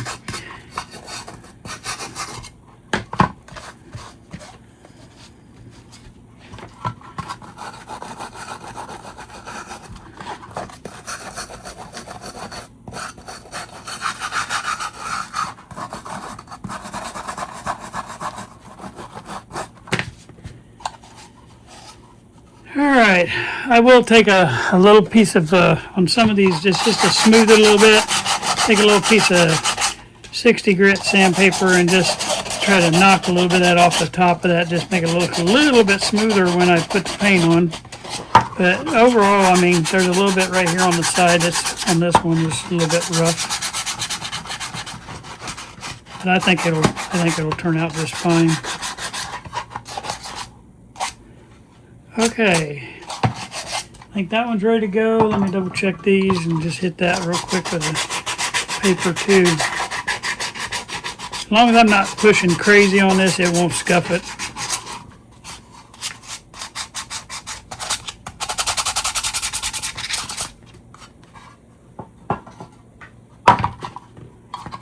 And we got the three hardest cases ready to go into paint. And we already got all the coils rewired on it. And yeah, it might have made it for a little longer video, but I usually have those anyway. I'm kind of like the Baptist preacher who says, this sermon's going to be short today, and most of the time they're not.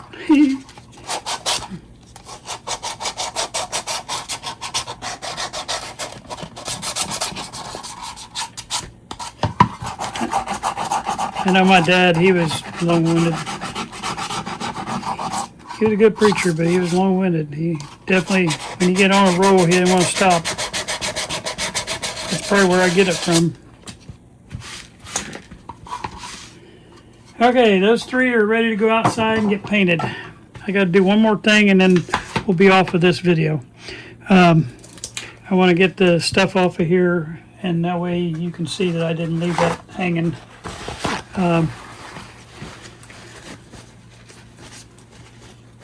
This one here, I'm going to get the most of it, but I'm going to take it in there underneath the faucet and get all that out from in between there because it's just way down in there. I'll get as much as I can right this second though. And that will take care of that one. So I got to run that underneath the faucet. And then bring this guy back into the picture. Move this stuff out of here. and bring him back over and just get the worst of this off.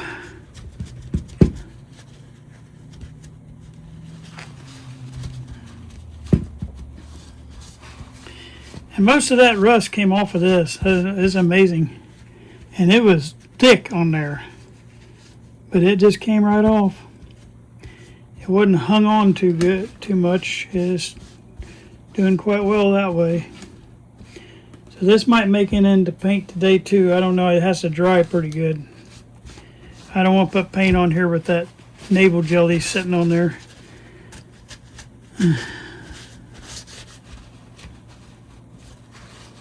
But if it dries out really good today out in the sun, I'm going to put it out there because I'm getting ready to go outside and work on the Philco Model 70 cabinet. That's my next video. And anyway, while I got it out there, I'll have this sitting out there and it'll be drying. Now you can see one little spot right there that did not come off. And so I'll have to mess with that one more time.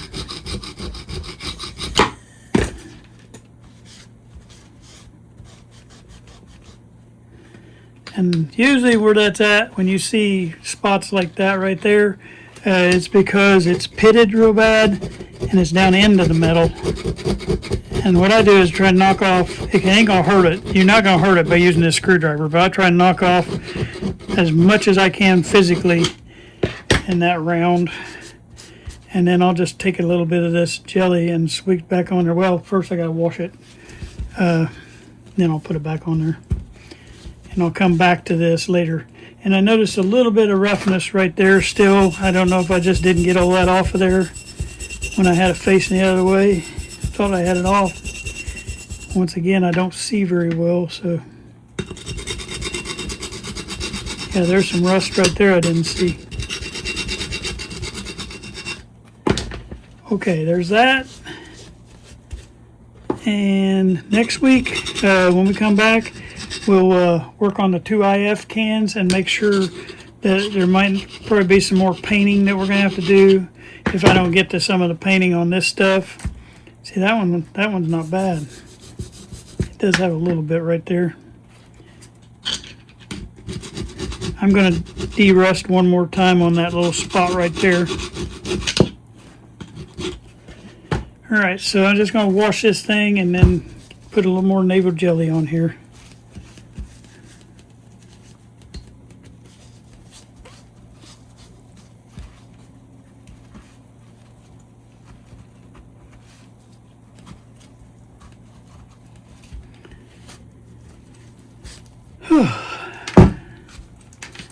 And looking at the top, it's not bad. There's just a couple little spots, but I'll stick one more round of navel jelly on that too. It's just right on these edges right here. The rest of that ought to paint out pretty good. All right, let's try that and then put our navel jelly back on. I'm going to get rid of this little paper towel and put a new one.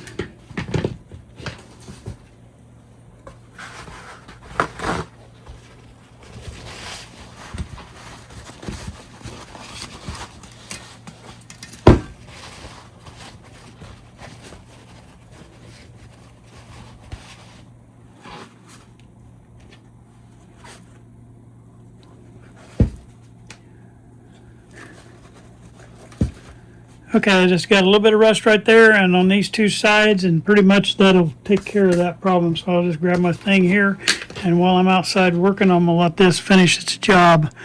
I'm going to slap some more right on the top here too. And right there on that bend of that one, this one's not too bad, but I'm going to put some on it too. And then right on these edges, and right on the top. And I see a little bit brown right there, so I'll just go ahead and stick a little bit on that too. All right, that's the third time of using that. I'm going to call that a day on that. I hope you guys enjoyed today. I hope you tell your friends about the channel and tell them that he's a little long-winded, but he likes what he's doing. I hope I'm actually becoming a help to people because, you know, I just got to get over my nervousness being on camera and stuff like that. I think I'm getting better at that. But other than that, all right, I'm gonna work on this off camera, but you guys have a great day. Thank you. Well, we almost accomplished everything I planned, so we'll keep working on this, and it's gonna be over the next few weeks. We're gonna try to get this thing ready. So I hope you're enjoying what you're seeing, and it kind of shows you that you can take a chassis that's beyond repair and still gonna make it work. We still got a lot to do underneath there. There's parts that are totally missing and gone and eaten through by the mice, and so we're gonna have to try to go on some parts hunts. I do have a parts chassis, but it don't have some of the things I need. I was looking at it, so hopefully we'll find everything we need to make this thing work. If not, I'll go to the internet and I'll find it. So I thank you guys for watching today. Make sure you tell your friends about it. I just want to close out all my videos with this right here. This is my my motto, and it's going to be our channel motto from now on. It's sometimes you win and sometimes you learn. We don't ever want to lose. We want to learn from every mistake we made. I thank you guys for watching.